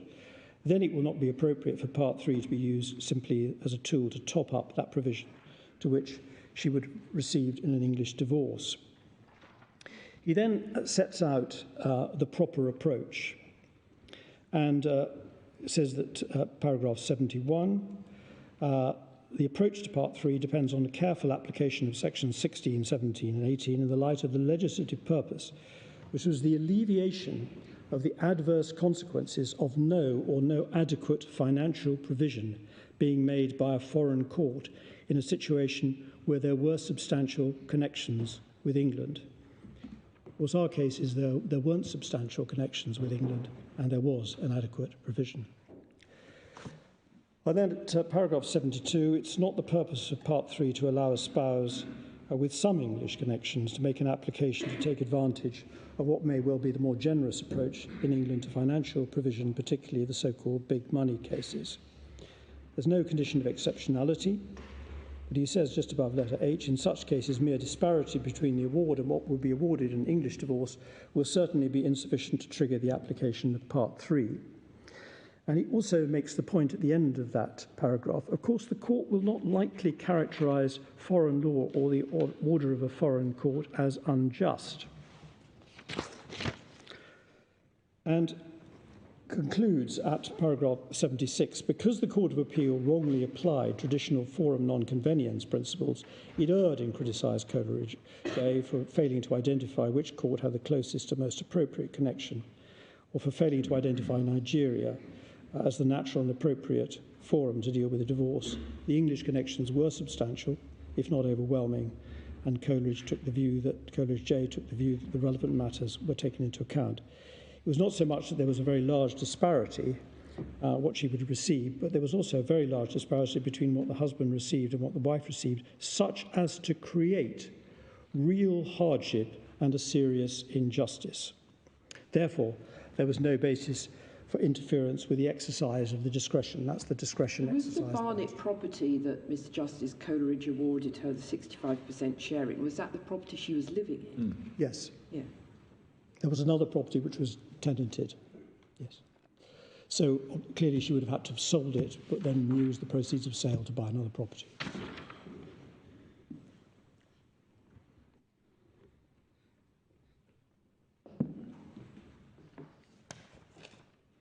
Of course, he's using hardship there in the sense that he refers to at the bottom of page 1202 as a fact to be taken into account, letter H. Not as a precondition, but as a factor which can be taken into account. Yes. Yes. And but as my Lord Stevens has quite rightly pointed out, even the factors that are enumerated in the section don't limit you taking other matters into account.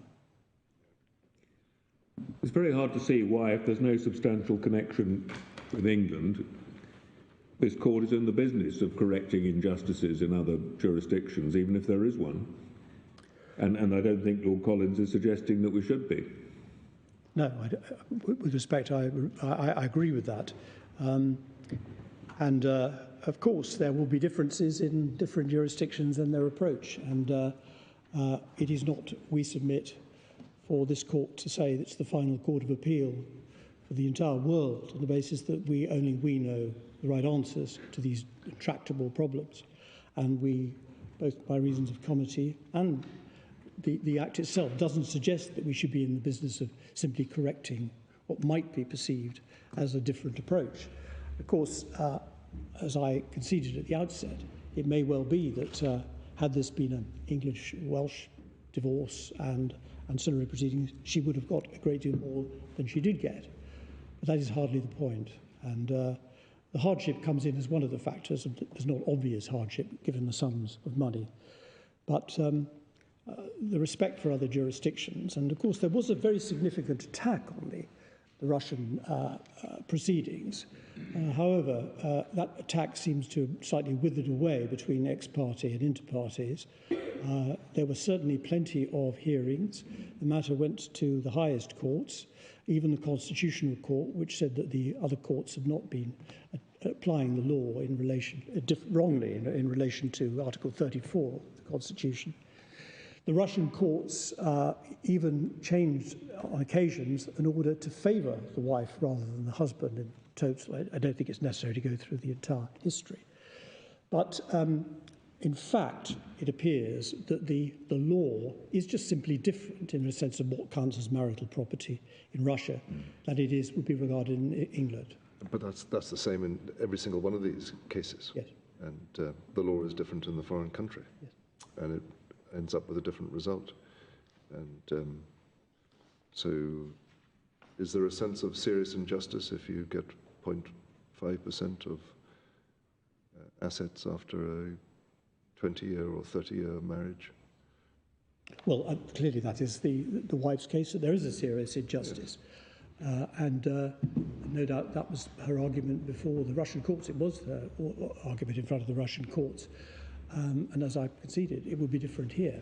But the fact is the Russian courts heard these matters, and the fact that it was Russia or indeed anywhere else is, if there is a system which adjudicates, an appeal system, we shouldn't simply be seeking to what is described as a lacuna in this jurisprudence.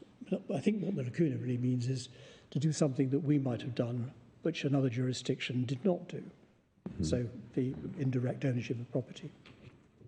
The concept here is that there is, and your case is there is no substantial connection, and it's as plain as a pikestaff. Yes. And why bother about that? But how do you resolve issues such as a motivation to move to this country because of the alleged poisoning, for instance? How do you resolve that in an interlocutory stage? You can't resolve it at the interlocutory stage, I don't think. And I mean, query what relevance it is. My point in mentioning it, I'm sorry, Your Lordship, actually used the word because I was deliberately keen to avoid using that in open court. Was simply that this was the tone adopted ex parte right from the outset, a factor which was likely to be highly contentious. But no, that's a matter which, in due course, might have been considered relevant if there were to be, depending on the outcome of this appeal, a full hearing. But it's perhaps indicative of the wife's approach to this litigation, perhaps.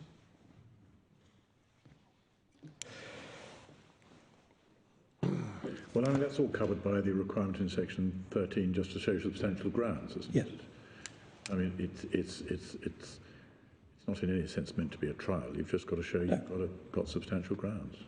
And in many cases, it may be a relatively simple procedure.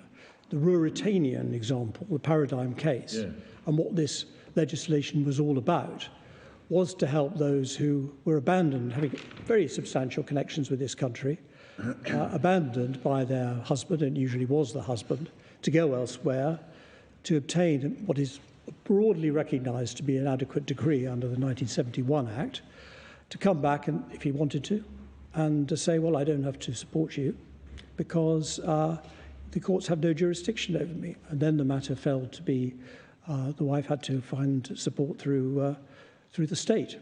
And there were all these cases about the injustice where the argument was about recognition of decrees, because that was the only way you could get round it. But that was the backdrop, and it's very important that one shouldn't lose sight of that when considering the point that my Lord Stevens quite rightly says, it would be a different order if it was in this court. But the purpose of the legislation, as Lord Collins explained, is quite clear.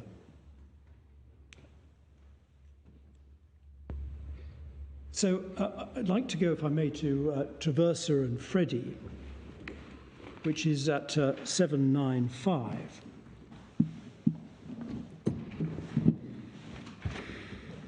I mean, thus far, we've got a Supreme Court set of observations about the leave stage, which, in a sense, were entirely collateral to the issue raised on the appeal, I think you would say. Yes. Yeah. This is, we say, the first case in which the court has had directly, because it's an issue, to consider the filter process as it's been described by the courts.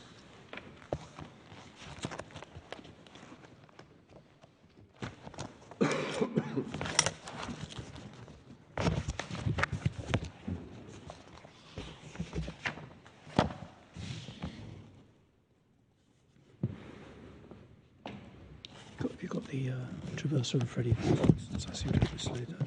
It's 127, yes, it's the beginning of the poem. Thank you very much. It's 1278. 1278.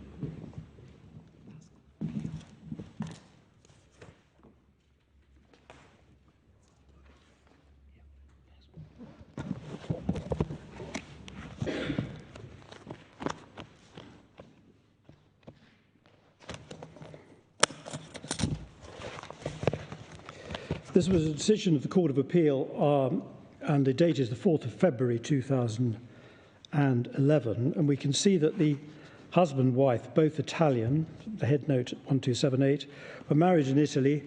They chose what was known as the separate property regime, but without the benefit of legal advice. The marriage, the husband spent many years living and working in England, while the wife and the two children remained in Italy. The wife, who came from a wealthy family, owned both the family home in Italy and the husband's home in England.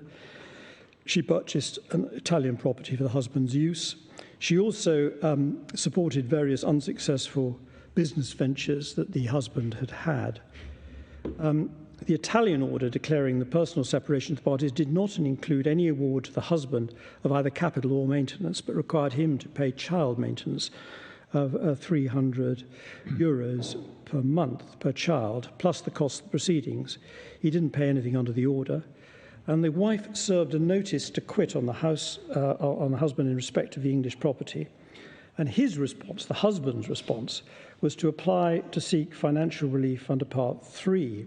In particular, he wanted a property adjustment order and applying the then binding Court of Appeal judgment, because the judge only had the Court of Appeal judgment in Agbaji in front of him. The judge dismissed the husband's application for leave, but the husband applied for permission to appeal out of time when the Supreme Court allowed the appeal in Agbaji and set out a new test. The Supreme Court explained that the Section 13 threshold was not a high one, but was higher than serious issue to be tried or good arguable case, and that substantial meant solid. That's a quote from Lord Collins. Granting permission, the husband's application for seek financial relief must be considered afresh, applying the test. So they then considered afresh. And there are important parts of this judgment which Learned Friends relies on, and indeed I think the court should have its attention drawn to. Now, if we go to 1282, paragraph 12, there is a reference to the relevant rule of the court. That's Rule 17.1 of 1991, where it simply said it should be made ex parte. That didn't say anything about inter partes. And then he deals with the fact that they were fortunate to have a ruling from the Supreme Court in the application of Part 3 of the Act. And the difficulty with that quotation from Lord Collins in paragraph 33 is that in short order he expresses about 4 different tests, all of which are completely different from each other. It is without difficult. any indication of which one is actually the test. yes, Would have been more fortunate if it did explain which. yes. Anyway, the conclusions that they reached at 1286 expressed his conclusions under the same 3 headings adopted by Council. The interpretation and application of 70 could hardly be clearer guidance than that by given by Lord Collins. That's what the Court of Appeal said. I see no need for an instant further gloss. And then at paragraph 30, it is clear that the Section 13 filter is there to exclude plainly unmeritorious cases. And although in the evaluation of substance regard must be paid to the overall merits, it does not call for a rigorous evaluation of all the circumstances that would be considered once the application has passed through the filter. Now, there's quite a lot of reliance placed on this expression, trying to exclude the unmeritorious cases. And that really comes back to a point put to me by my Lord Legate, that it may be that the idea of an ex parte, rather like applying to serve out of the jurisdiction, was to make sure you got rid of what were thoroughly unmeritorious applications without troubling the other side. The irony is that as the test has evolved, it does not protect the respondent, because if my learned friends are right, ex parte is perfectly permissible, and it was applied in this case, and the respondent's position is that once an ex parte order has been made, it's particularly hard, so they would say, for the respondent to discharge that order. That doesn't seem, with respect, to be protecting the respondent from unmeritorious cases.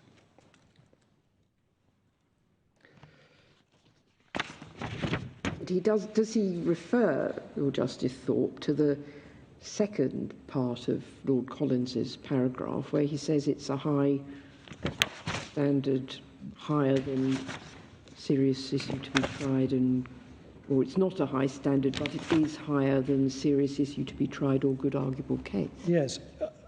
With great respect, he says it's not a high standard. It does seem on the face of it to be quite high, actually, put like that. Well, that's the problem with that explanation, isn't it? Because the good arguable case is quite a high standard. But this is higher than that, apparently. So, although it's suggested to be not all that high, I would respectfully submit the interpretation of that is that it is quite high.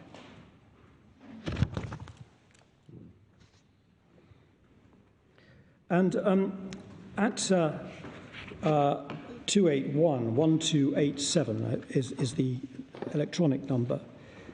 What Lord Justice Thorpe said, and this was a passage, 1287, my Lord. Thank you. This was a passage that was referred to Mr. Justice Cohen. Before leaving this case at 39, I wish to express a clear view on what seems to me to be a highly questionable practice that has apparently developed in the family division. The statute provides the filter, and the rules provide that the application should be made ex parte. Of course, any order made ex parte may attract an application for it to be set aside at a hearing inter partes. This gave rise to wasted costs, to which attention was drawn in Jordan. The solution was clearly indicated by Lord Collins. It should be as difficult to set aside leave granted under Section 13 as it is to set aside permission to appeal granted by this court. Lord Collins did not suggest the problem should be tackled by converting the Section 13 application to an inter partes application, wisely in my view, since that only invites precisely the sort of extensive arguments better reserved for trial. And then paragraph 45, it says, when we asked counsel for some explanation, Mr. Walshaw suggested that whatever the rules may prescribe, the practice has grown up of applicants automatically giving notice of their application for leave with an inter partes hearing, with a resulting inter partes hearing. He suggested that practitioners were encouraged in this course, anticipating the family procedure rules will so provide. This is very much what my Lord Jones said was a sort of ex parte on notice, as it were. I would not support such a change. In any event, it's not for practitioners to disregard the provisions of a current rule and develop a practice of their own. He also specifically endorses what Lord Justice Mumby says at paragraphs 54 to 57. And may I take the court to what he did say at the relevant paragraphs which were endorsed. It's at 1289, paragraph 50. So he also at 52 refers to the gloss which Lord Justice Thorpe rejects of Mr. Justice Mostyn. Yes. Where he says he focuses more on the substantial and solid rather than the not wholly unmeritorious. But being Mr. Justice Mostyn, it has to be a percentage numerical test. Yes. They're Right. Yes. flickering around 50%. So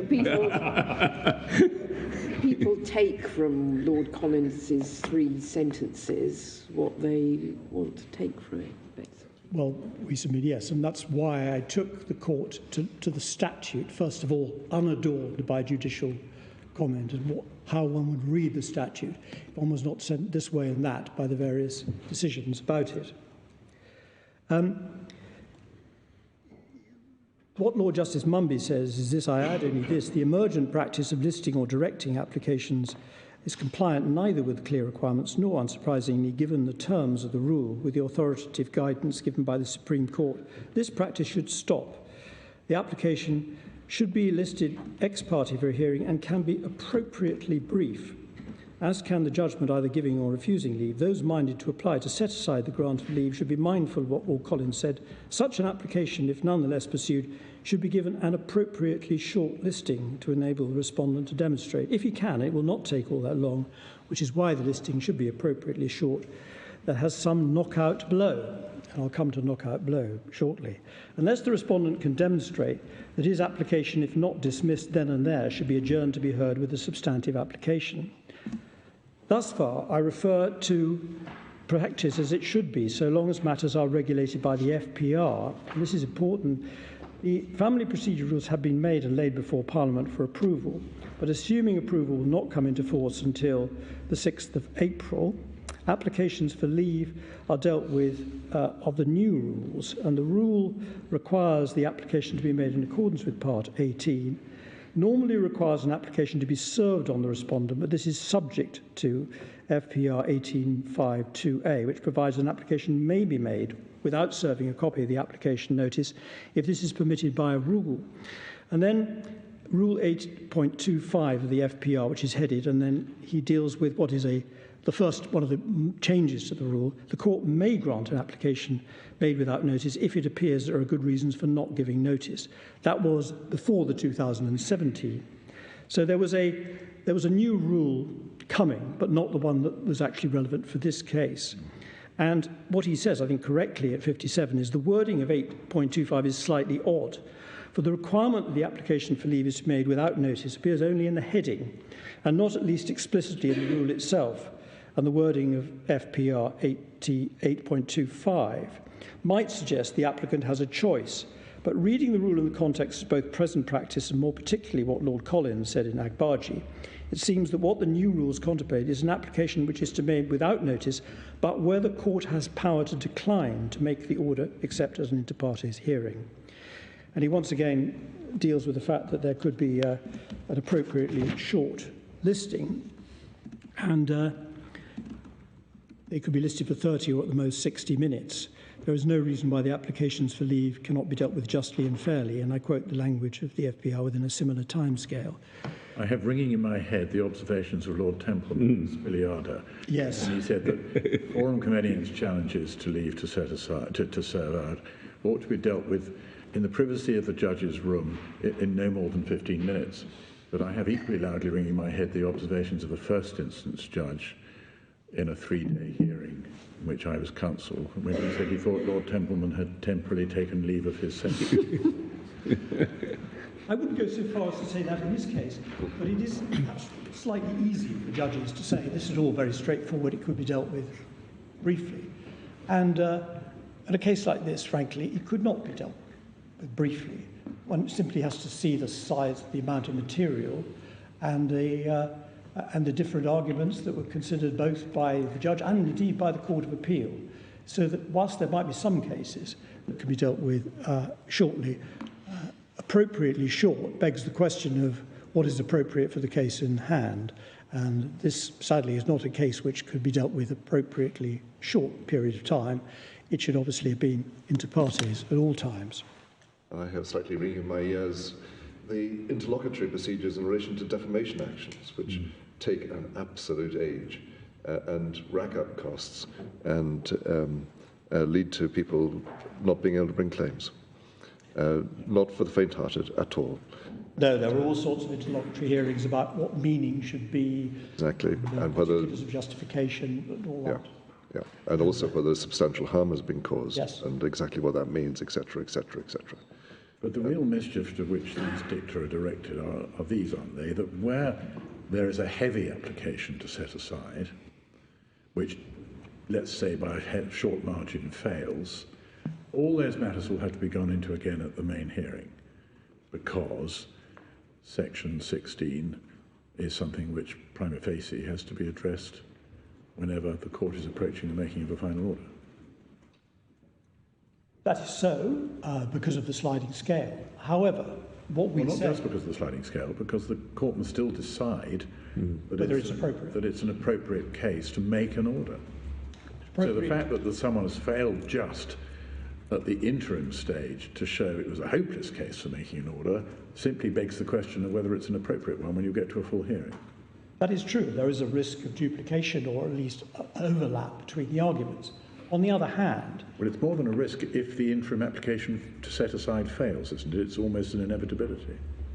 It is almost an inevitability that many of the arguments will overlap, I agree.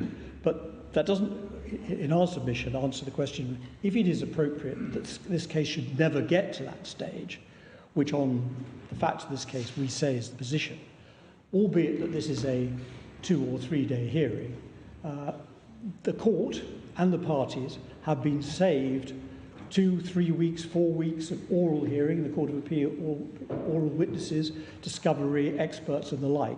So there will be a significant saving because, of course, it may be that case management will decide. It's very difficult, to put it this way, to separate out all the issues. And the only answer to that point seems to be, well, the matter can be dealt with by way of costs, if in fact it proves at the end of the day that the court says, well, I've heard all these things. And now, having heard all these things, I decide it's not appropriate to make any order at all because with further information, I now don't think there is a sufficient connection. But a respondent, to protect the respondent, there should be a filter mechanism, which just because it's complex, he should not, as it were, be prevented from arguing. So which bits from Lord Collins's paragraph do you say the test should be at the leave stage? What do you say substantial means? A very difficult word, as the courts have found, but whatever it is, the decision of Mr. Justice Cohen that the connection with his country was recent and modest would be enough, we submit, of itself to decide there isn't a substantial connection. Substantial has been sometimes said to be not insubstantial and not very helpful dicta. But, that's the thing. It's an ambiguous word. It can either mean not trivial or it can mean something really pretty strong.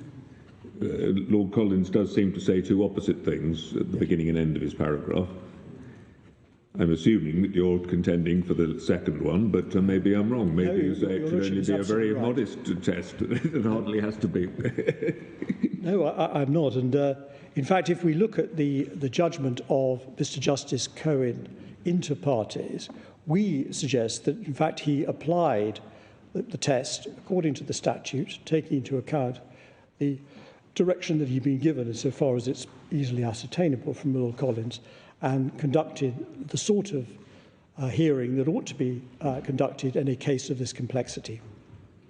Well, we shouldn't confuse substantial. Substantial is substantial grounds for making the application for is different from substantial connection. Yes, although the connection is, of course, one of the factors in deciding whether you will not have the substantial. Which are not exhaustive and aren't in a hierarchy. No, that's quite correct. Well, I dare say that might be a convenient moment. Thank you, Lord Fawkes. By my calculations, you have until 2:30 this afternoon.